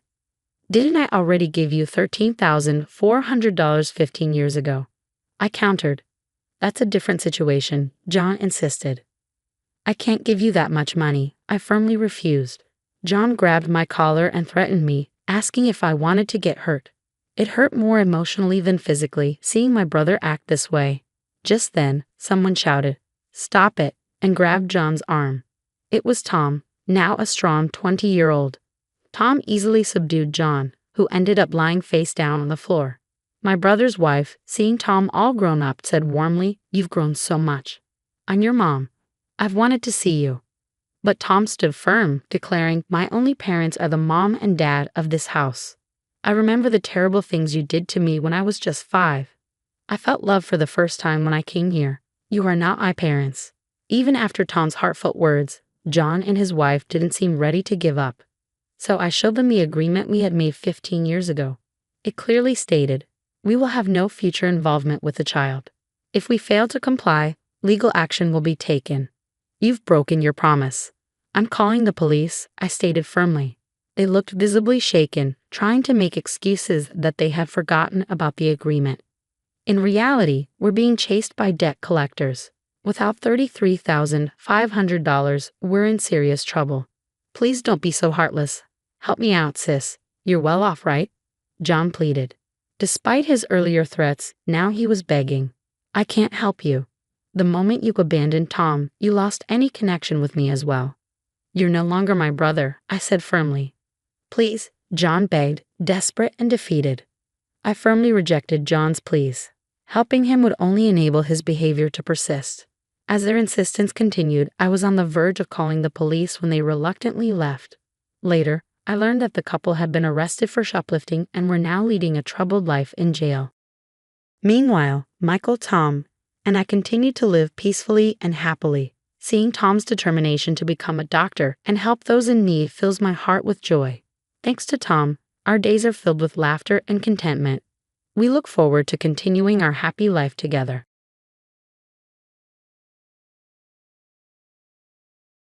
Long time no see. How have you been? Well, my mom, who I haven't spoken to in a long time, and my husband came to my dad's funeral. "You've got a lot of nerve coming here after everything you've done," I said to her sarcastically. She didn't react at all to my comment. "Well, it's my husband's funeral. Of course I'm going to be here. I came for the inheritance," she said. I couldn't stop laughing at what she said. "I'm afraid there's no inheritance for you, though," I told her. "My name is Kate, and I'm a 32-year-old office worker. I've been married to my husband Jacob for 2 years. We first got to know each other at work because we were both in charge of the same client. As we met more often, we became closer, and eventually he confessed his feelings to me. That's when we officially started dating. At first, I was hesitant to go out with him because he is 6 years younger than me. "Are you sure you want an old lady like me as your girlfriend?" I asked him. He looked straight into my eyes and said, "I don't care about age. I love you, Kate." I was touched by his straightforward words and fell for him. Our relationship progressed smoothly from there, and he eventually proposed to me. We immediately went to meet his parents. They were very kind and welcomed me with open arms. They were cheerful and positive, just like Jacob, and I liked them right away. Next, we visited my family home, and I introduced him to my parents. Oh, he's such a young boy. But he's very polite and pleasant, isn't he? My parents liked him immediately. Jacob also said, "Your parents are very kind. They're great." He had a positive attitude about my parents, and we got married without any issues. After getting married, we both continued working and shared the house chores. "Kate, your cooking is really delicious," he often said. "Really? That makes me happy. Did your mother teach you how to cook?" "No, I learned it myself. My mom isn't much of a cook. She was more particular about things like salads and oils." "Oh, really? So she's a health guru, huh?" "Well, she used to be a model." "What, really? Did I forget to mention that? She was a teen model from high school until she was about 19. Then, at 19, she got pregnant and married my dad. She took a break from modeling for a while. But once I started elementary school, she went back to modeling and did it for about 10 years. Well, I had no idea. I always thought she was very beautiful, but now it makes sense if she was a model. You should tell her yourself next time. I'm sure she'd love to hear it. Okay, let's plan to visit your parents' house next time. Sounds good. Let's do it on our next day off. My husband always made an effort to visit my parents, which I really appreciated. Thanks to him, I can see my parents regularly. Our marriage was going well in that respect. However, something terrible happened. My dad was in an accident and has been in a wheelchair since then. "Kate, can you come again today? I have a caregiver during the day, but it's tough taking care of him all alone at night." "I understand. Sure, I'll come over after work." I was really worried about my dad, and honestly, I was concerned about leaving my mom, who isn't great with housework, to handle everything on her own. I told my husband I would go help after work. To my surprise, he offered to pick me up and go with me to my parents' house. "Thank you, Jacob. You're a lifesaver." "Don't mention it. Your parents need us right now, so we'll be there." At that moment, I felt like my husband was an angel sent from above. "Ah, Kate, I'm glad you're here. And thank you so much for coming, Jacob. I'm sorry for the trouble." "No problem at all. Please don't worry about it. Where's Dad?" "He's sleeping in his room right now, but I think he'll need to use the bathroom soon." "Okay, I'll go check on him." "Thank you. Is there anything else I can do to help?" "Oh, there are some heavy things I need help carrying. Ever since my husband started using his wheelchair, there's been no one here to lift heavy stuff." "Oh, I understand. That makes sense. I'll take care of it."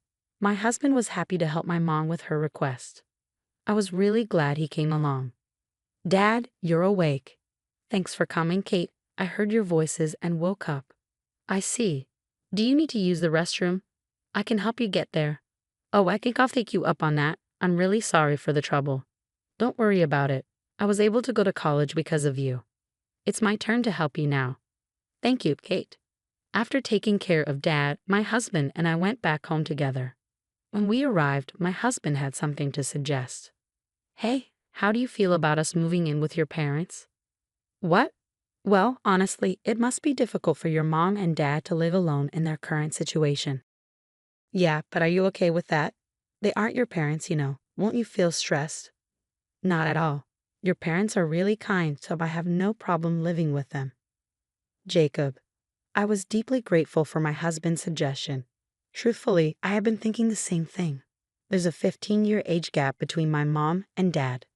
Dad was a CEO and met mom at a party for wealthy people. He fell in love with her beauty at first sight, and that's how our family began. They married when mom became pregnant with me. Since mom isn't good at housework, her mother and my grandmother often came over to cook and clean for us. I remember watching my grandmother cook when I was little. Mom had a unique view. She believed that as long as she was beautiful, she didn't need to do anything else, so she rarely did housework. I started living on my own when I went to university, so I learned how to do housework and cook.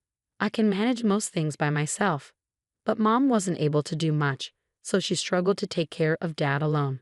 That's why I wanted to be there for dad and support him as much as possible. There's another reason why I want us to live together. What? What is it? Actually, I'm pregnant. Wait, really? Yeah. Seriously, I'm going to be a dad. That's right. In that case, it makes even more sense to live at your parents' house. I think you're right. I'll call my mom right away. When I talked to my mom, she thought it would be a big help and agreed to let us move in. So my husband and I moved into my parents' house and started living together there. I decided to focus on being a full-time homemaker while taking care of my dad at home. I prepared well for the birth of our baby.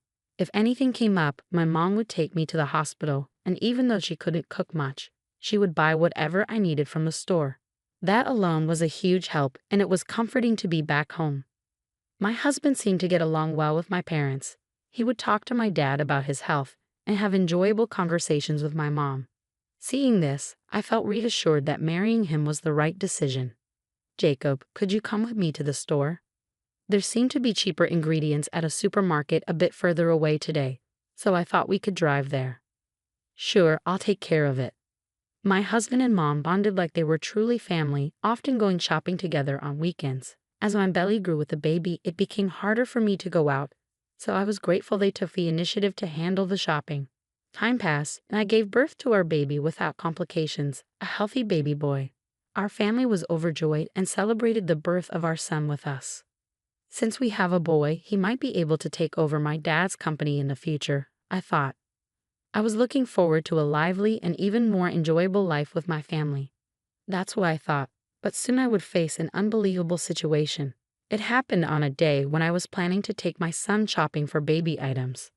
The store I wanted to visit was a bit far from home, so I decided to drive there myself.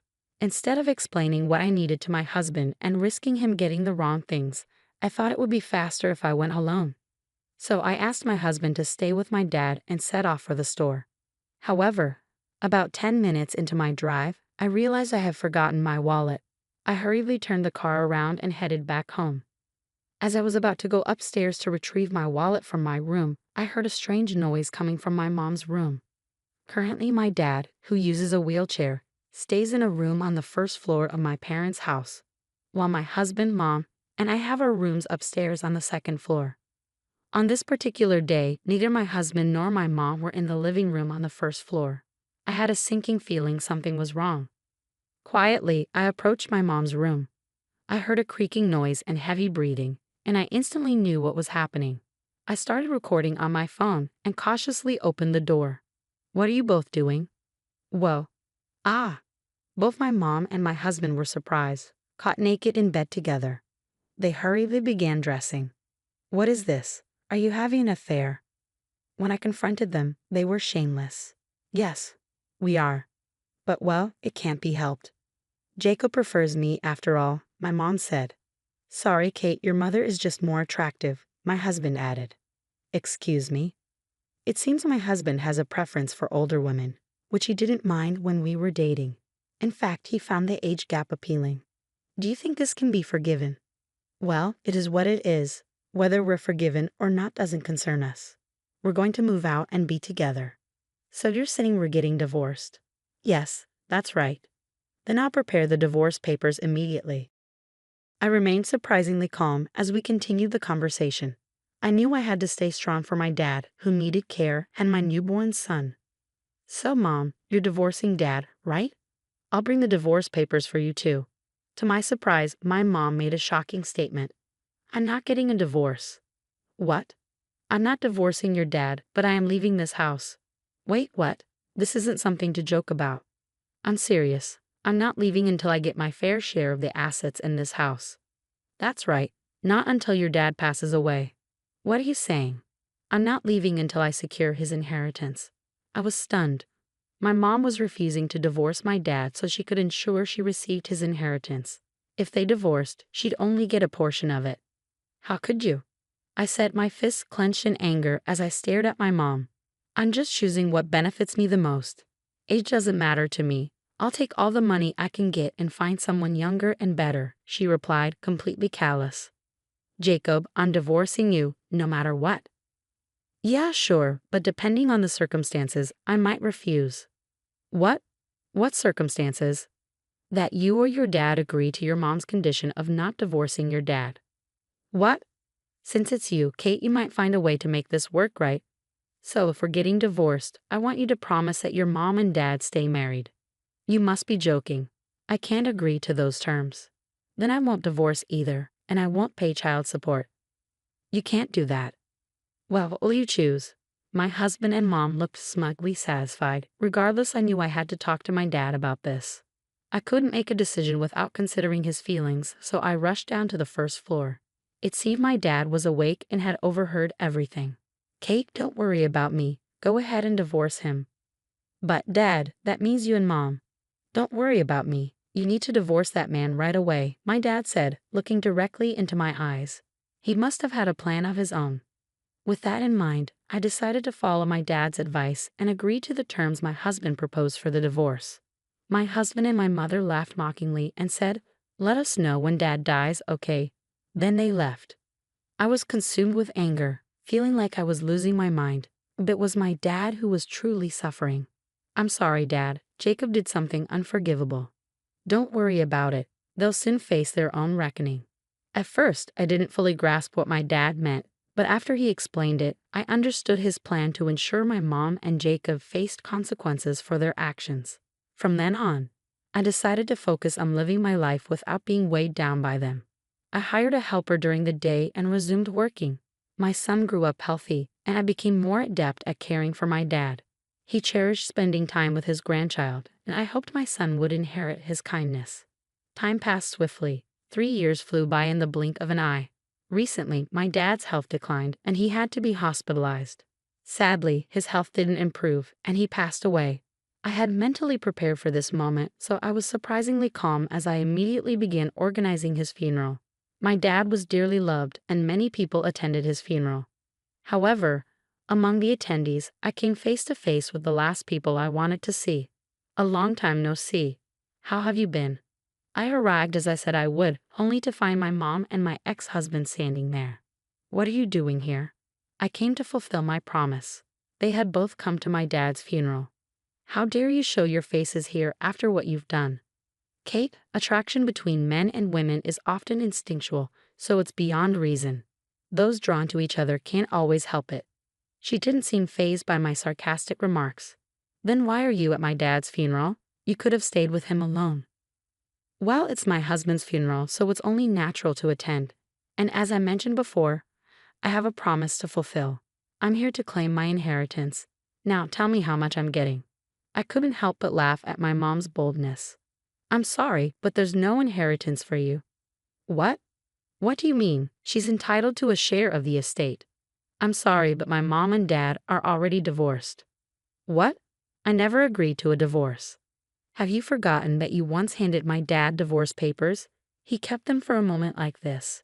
After you both left, my dad filed for divorce. You're no longer married to my dad, which means you're not entitled to his inheritance." As I said this, the color drained from my mom and ex-husband's faces. "No, you're lying. That can't be. Now that you understand, could you please leave? You understand the situation, right?"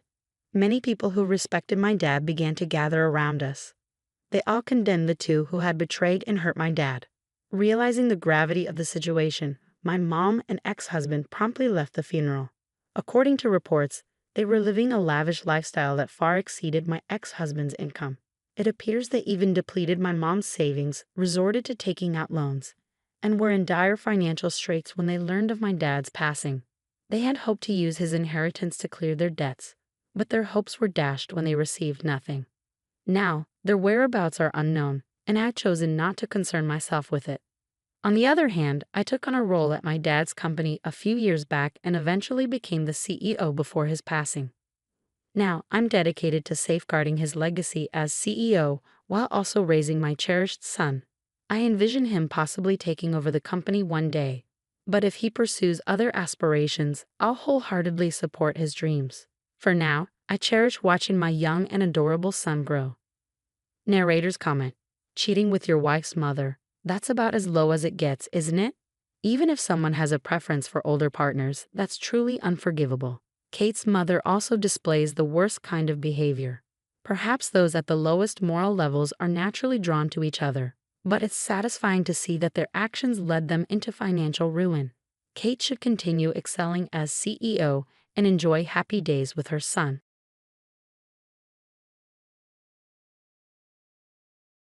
When my husband found out that I couldn't inherit my father's money, he started yelling. "What? You can't get any of his money? If that's the case, I don't want to be with you anymore. I want a divorce right now. After that, I got back at my husband and my sister, who married each other right away. My name is Chloe. I'm a 32-year-old office worker, and I've been married to my husband George for 2 years. I met George through a relative, and we got married. My family had some money, but since we were the only daughters, my relatives worried about who would take over. They introduced me to George, saying it would be fine for him to join our family.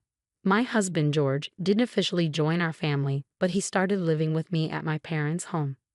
My mother passed away a few years ago, so it was just my father, my husband, and me living in my parents' house. My husband was very kind and treated my father well, so he seemed like a really good person. However, a relative who introduced him to me told me something worrying right before our marriage. I know it's strange for me to say this since I was the one who introduced George to you, but he's kind of obsessed with money, so be careful. I had already married him and was about to have a wedding ceremony, so it was too late to do anything about it. But I hadn't noticed any signs that he was obsessed with money, so I went ahead with the marriage. Even after getting married, I kept a close eye on my husband because of what I had heard. But I didn't see any signs of money obsession from him.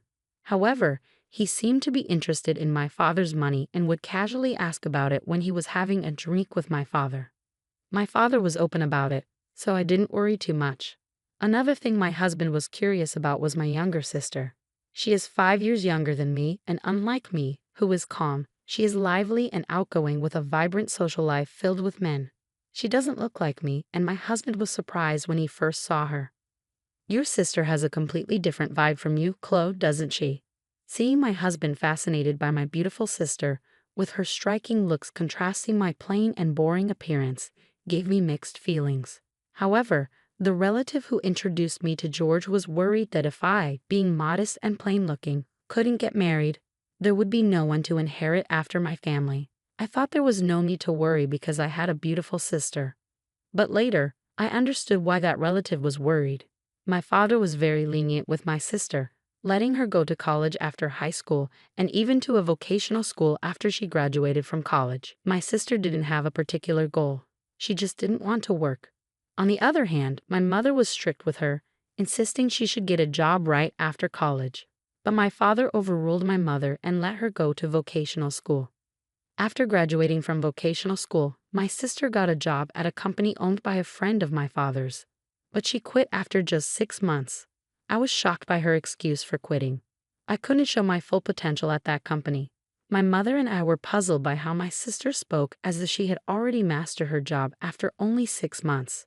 But my father believed her and quickly arranged for her to work at a different company. After a while at the new job, our mother fell ill and had to be hospitalized. While our mother was in the hospital, my sister visited every day, often skipping work. Eventually, she quit that job too, claiming she needed to take care of our mother. However, her idea of caregiving mostly involved being in the same room as our mother, chatting or spending most of her time staring at her smartphone in the waiting room.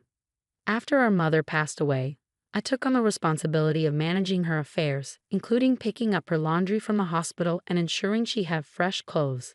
Meanwhile, my sister wasn't much help. Our mother may have enjoyed having her around to chat with, but as her health declined over a month, she couldn't even hold conversations anymore. Within 2 weeks of her condition worsening, she passed away.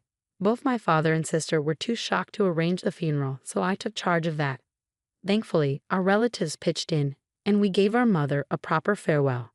Following our mother's death, my sister moved out of our parents' house and started working part-time.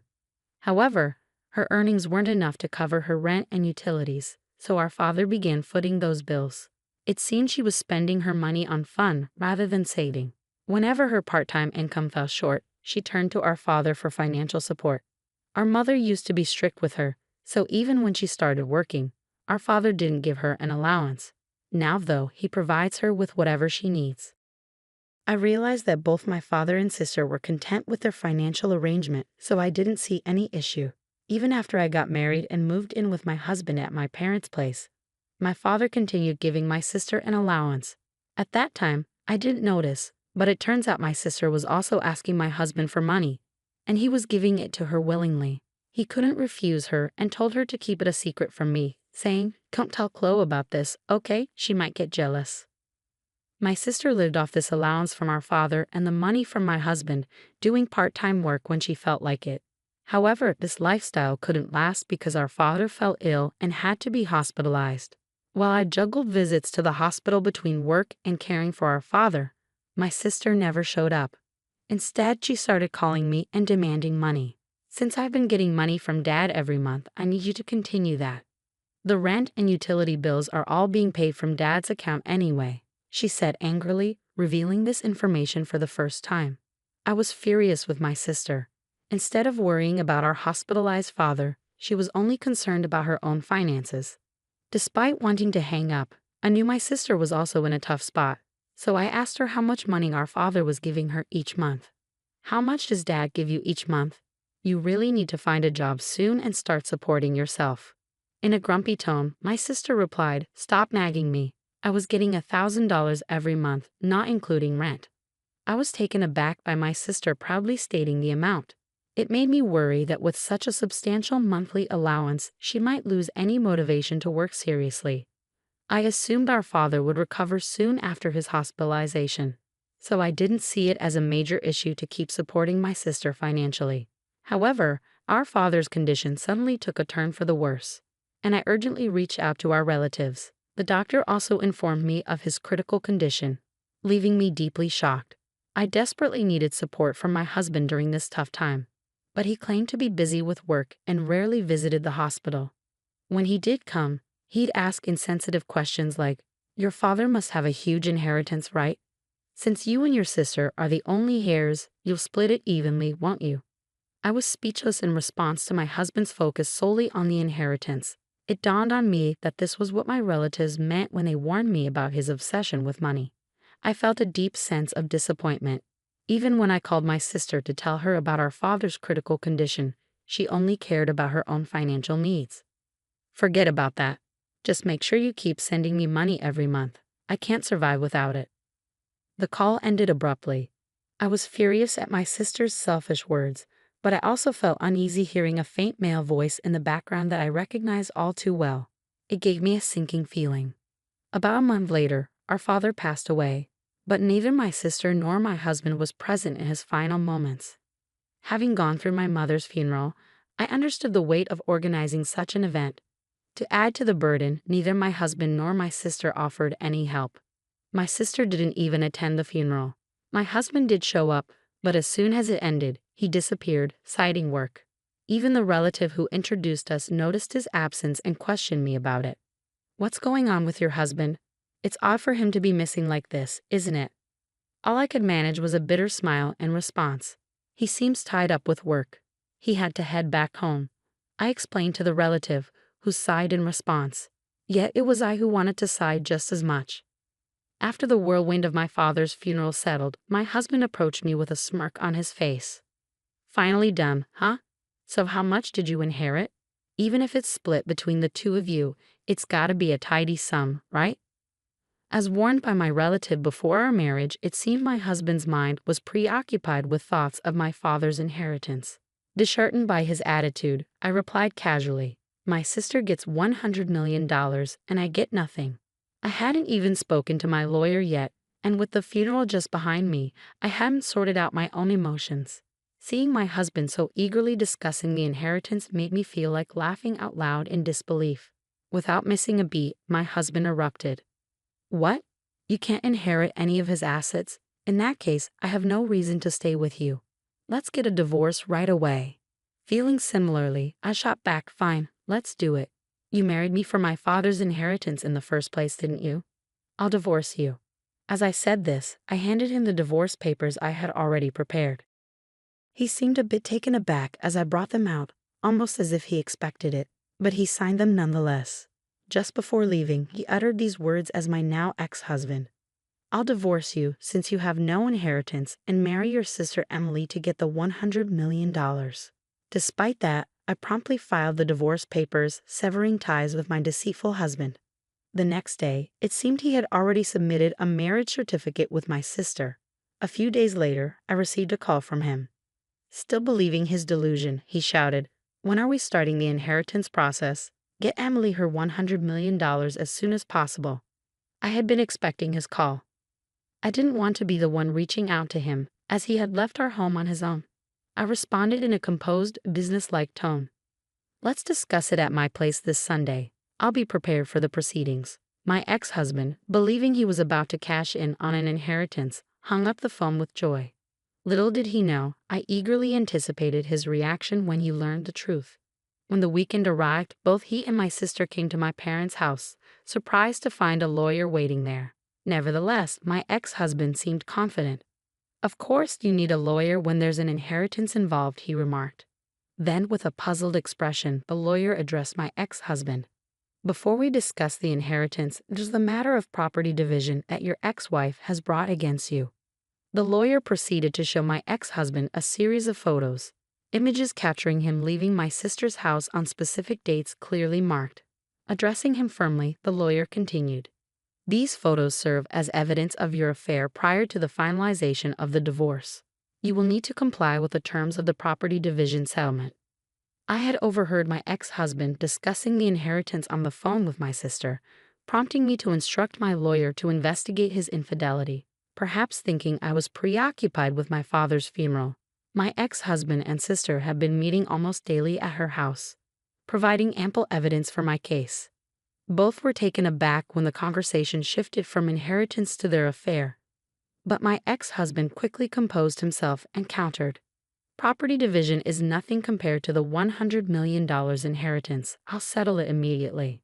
As the lawyer presented the documents, my ex-husband, still speaking with arrogance, signed them without hesitation.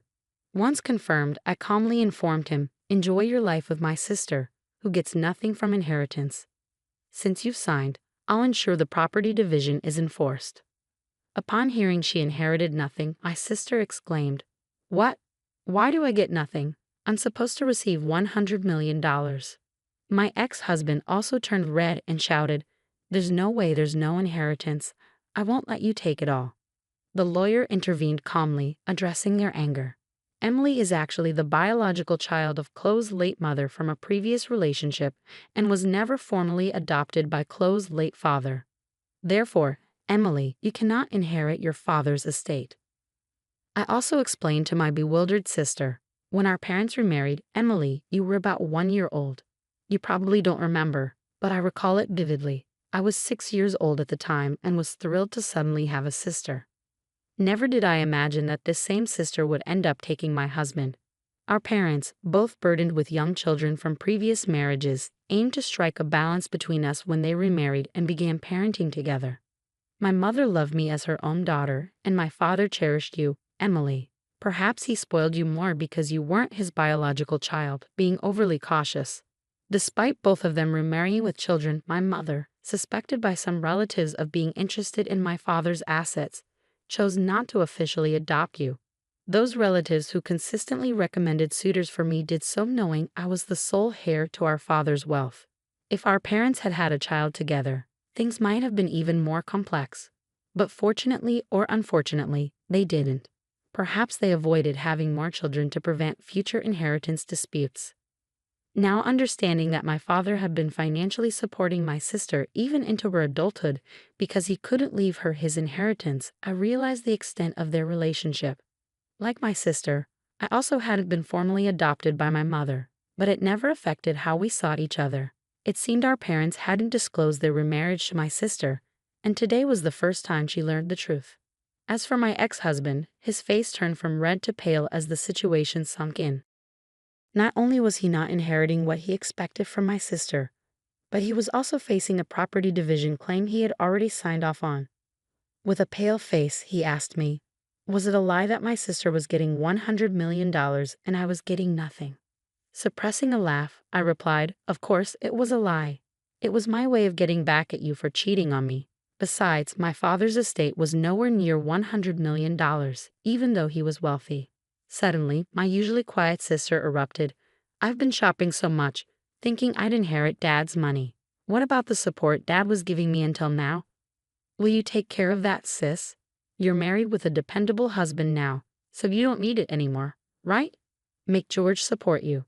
She glanced at my pale ex-husband, but he shook his head. I can't do that. I also spent a lot, counting on the inheritance, and now with the property division, I'm stretched thin. With that, my ex-husband unexpectedly dropped to his knees before me, begging, "Chloe, I'm sorry. It's all my fault. Please, can we reconcile?" The lawyer, who had been packing up to leave, chuckled at the sight. Where had the arrogance he showed upon arrival gone? George, pleading on his knees like that, seemed utterly absurd. After our discussion, my ex-husband and sister left, and they divorced soon after. It seemed my ex-husband lost interest in my sister once he realized she wouldn't inherit anything. He mentioned property division, but since he had no assets, I arranged for him to pay from his monthly salary as advised by my lawyer, ensuring I received what was due. My sister, who lost our father's financial support, struggled to make ends meet with part-time work, but eventually faced overwhelming debts and declared bankruptcy. She moved out of her apartment, and I lost track of her whereabouts. My father's excessive support had made my sister dependent, hindering her ability to work seriously. Subsequently, my relatives began suggesting potential marriage partners for me as I lived alone in my parents' house. But I declined. I wanted to find a partner on my own terms, determined not to repeat the mistake of marrying someone like my ex-husband again.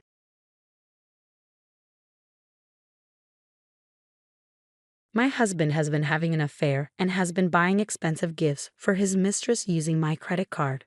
I've put up with this for our son, but I can't take it anymore. I need to do something, and the person who ended up helping me was the last one I expected. My name is Alexa, and I'm 35 years old. I've been married to my husband Austin for 10 years. We have an 8-year-old son named Drake. I love reading and now work as a novelist, which was my dream job. My first mystery novel was a big success, and I have several ongoing series each month. My books sell well, so I'm quite busy. At first, my husband had a job, but he quit when I started earning enough money. For the past 2 to 3 years, he has been staying home and sometimes going out to play slot machines. Despite this, he is dressed up in a suit today, which is unusual. Oh, why a suit? I decided to ask him. "Austin, it's unusual to see you in a suit. Where are you going?" I asked. His eyes widened in surprise, but he quickly composed himself. "Oh, I have an interview," he replied. "An interview for what?" I inquired. "A job," he said. "I thought maybe it's time I started working again," he added. "I see. Good luck," I said. "Yeah, I'm off," he responded before leaving. At that time, I truly believed he was going to a job interview.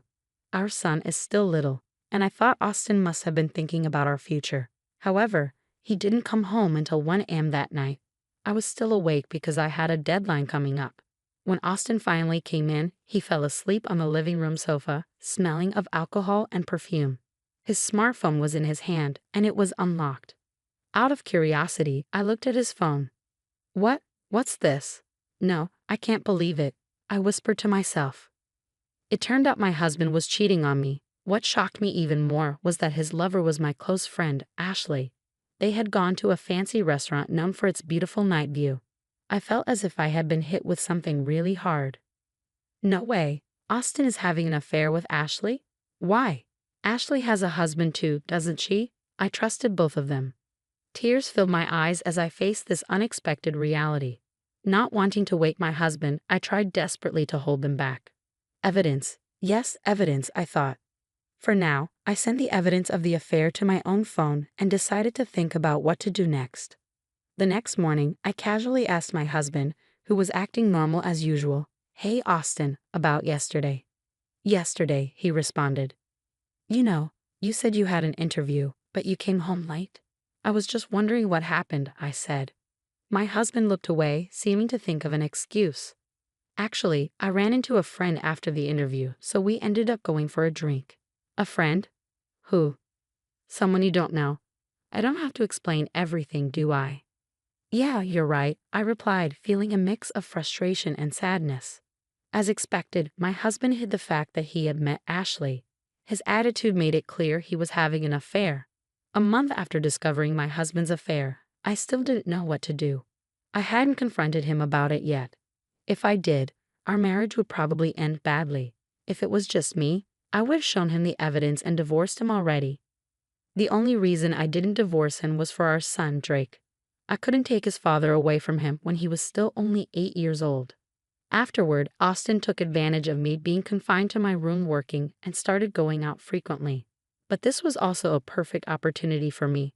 I decided to gather evidence of his affair while he was out. In his room, I found several unfamiliar receipts. Apparently, he had bought luxury branded goods for women, but those items weren't in the room. Of course, I didn't receive them either. The only answer was that Austin was giving these items to Ashley. But where did he get the money for that? He's unemployed and living off the allowance I give him every month. He shouldn't have any savings left. Curious, I decided to follow my husband. In the meantime, I called my brother to look after my son. Of course, my brother didn't know about Austin's infidelity, so I lied to him. "I'm sorry for calling you over so suddenly," I said. "No, I don't mind, but what's up? You suddenly said you want me to look after Drake," my brother asked. "Actually, there's something I really need to go shopping for on my own," I explained. "Shopping? You've never been materialistic. You usually shop online," he remarked. I know, but today I want to go buy something that's only available in the store. So, can you look after Drake?" I requested. "Well, okay. But don't be too late, okay? Drake will get lonely and miss you," my brother replied with concern. "Yeah, thank you," I said gratefully, masking the turmoil inside me as I prepared to follow Austin and uncover the truth about his affair. With my brother's help, I successfully followed my husband and witnessed him walking arm in arm with my best friend, Ashley. Seeing it with my own eyes was shocking. They entered a luxurious brand shop together, filled with joy. Then something unbelievable caught my eye. "What? You're kidding, right? That's my credit card," I exclaimed in disbelief. Indeed, the card my husband used to pay was the secondary credit card I usually keep in my drawer. I always use my main card for transactions, but he had taken the secondary card without my permission to buy gifts for Ashley. Over the past few months, I had made various purchases for work-related items like monitors, keyboards, and even furniture, accumulating significant charges on the card. Both cards are linked to the same bank account, and due to being busy, I hadn't checked the card details recently. It had now come back to haunt me. "I can't believe this," I muttered, stunned by the betrayal and financial deceit. Not only was he cheating on me, but he was also using my money without my knowledge. Any love I had left for my husband vanished completely. I blamed myself for not checking and not noticing, but I couldn't bring myself to forgive him. I took plenty of pictures of them together and went straight home. Over the next few days, I focused on planning how to confront my husband. When he wasn't around, I repeatedly checked his PC. Since his smartphone and PC were synced, I could easily see his conversations with Ashley on the computer. It soon became clear that they were planning a trip together during the upcoming holidays. A 4-day trip, huh? I mused to myself. Yes, this is my chance, I resolved, feeling determined to take action. I planned to get back at my husband while he was away on a trip with his lover. But there was a problem. Our son, Drake. It would be hard to pull off my plan without Drake finding out about his father's affair. So I decided to ask my brother for help again. "I hate to ask, but can you look after Drake during the upcoming holidays?" "The holidays? You mean all 4 days?" "Yes, I have something important to do." "Something important, huh?" He said this with a knowing tone. I felt uneasy with my brother's attitude when he straightforwardly remarked, "Alexa, you don't have to handle everything by yourself." "What do you mean?" "Austin's cheating, isn't he?" "What? How did you?" "I heard it from Drake." "What?" "Drake. My son had figured out about my husband's affair, even though he was just a child. I'm not sure if he fully understood everything, but he saw that his father was getting close to someone who wasn't me, and it was making me upset. It seems like he sensed something was wrong, even at his young age. But I thought I was hiding it so well from Drake. Why? It means Austin hurt you enough for Drake to notice. Are you going to stay with someone like him? But if I divorce Austin, Drake will be sad." As soon as I said that, my son, who was supposed to be in the next room, appeared. "It's okay, Mom. I'm on your side." "Drake, are you sure?" "I don't want anyone who makes you sad, Mom. As long as I have you, I'm fine." "Oh, thank you, Drake. And thank you too, brother." With the support of my son and brother, I found the courage to confront my husband about his affair. Drake and I began preparing to move out on the day my husband was set to leave for his trip with his lover. My brother helped us pack discreetly while Austin was away. On the night before his departure, I decided to confront my husband one last time. Austin, why are you packing a suitcase? What's going on? Oh, this. Actually, I'm going on a trip with some friends starting tomorrow. A trip? Why didn't you mention this earlier? It was a last-minute plan. Nothing serious. I'm using my monthly allowance for it. My husband clearly didn't want to discuss it further and gave off an aura that said, "Don't bother me." But I wasn't deterred. I confronted him in a quiet, determined voice I rarely used. "Hey, are you sure it's just with your friends?" My husband visibly panicked, his shoulders twitching nervously. Despite his unease, he clung stubbornly to his lie. "Oh, absolutely. You're really insistent, aren't you?" "All right, I understand. Enjoy your trip with your friends." I would have enjoyed it anyway, even if you hadn't said that. Well, just be responsible, okay? With that, I left my husband's room. Honestly, if he had been honest with me then, I might have considered a civil separation with alimony and child support. Despite his betrayal, there was a time I loved him deeply. He supported me when my novel didn't sell. I didn't want to harbor true hatred or bitterness toward him. Yet, given the circumstances, I couldn't be too forgiving for the sake of my son and my own future.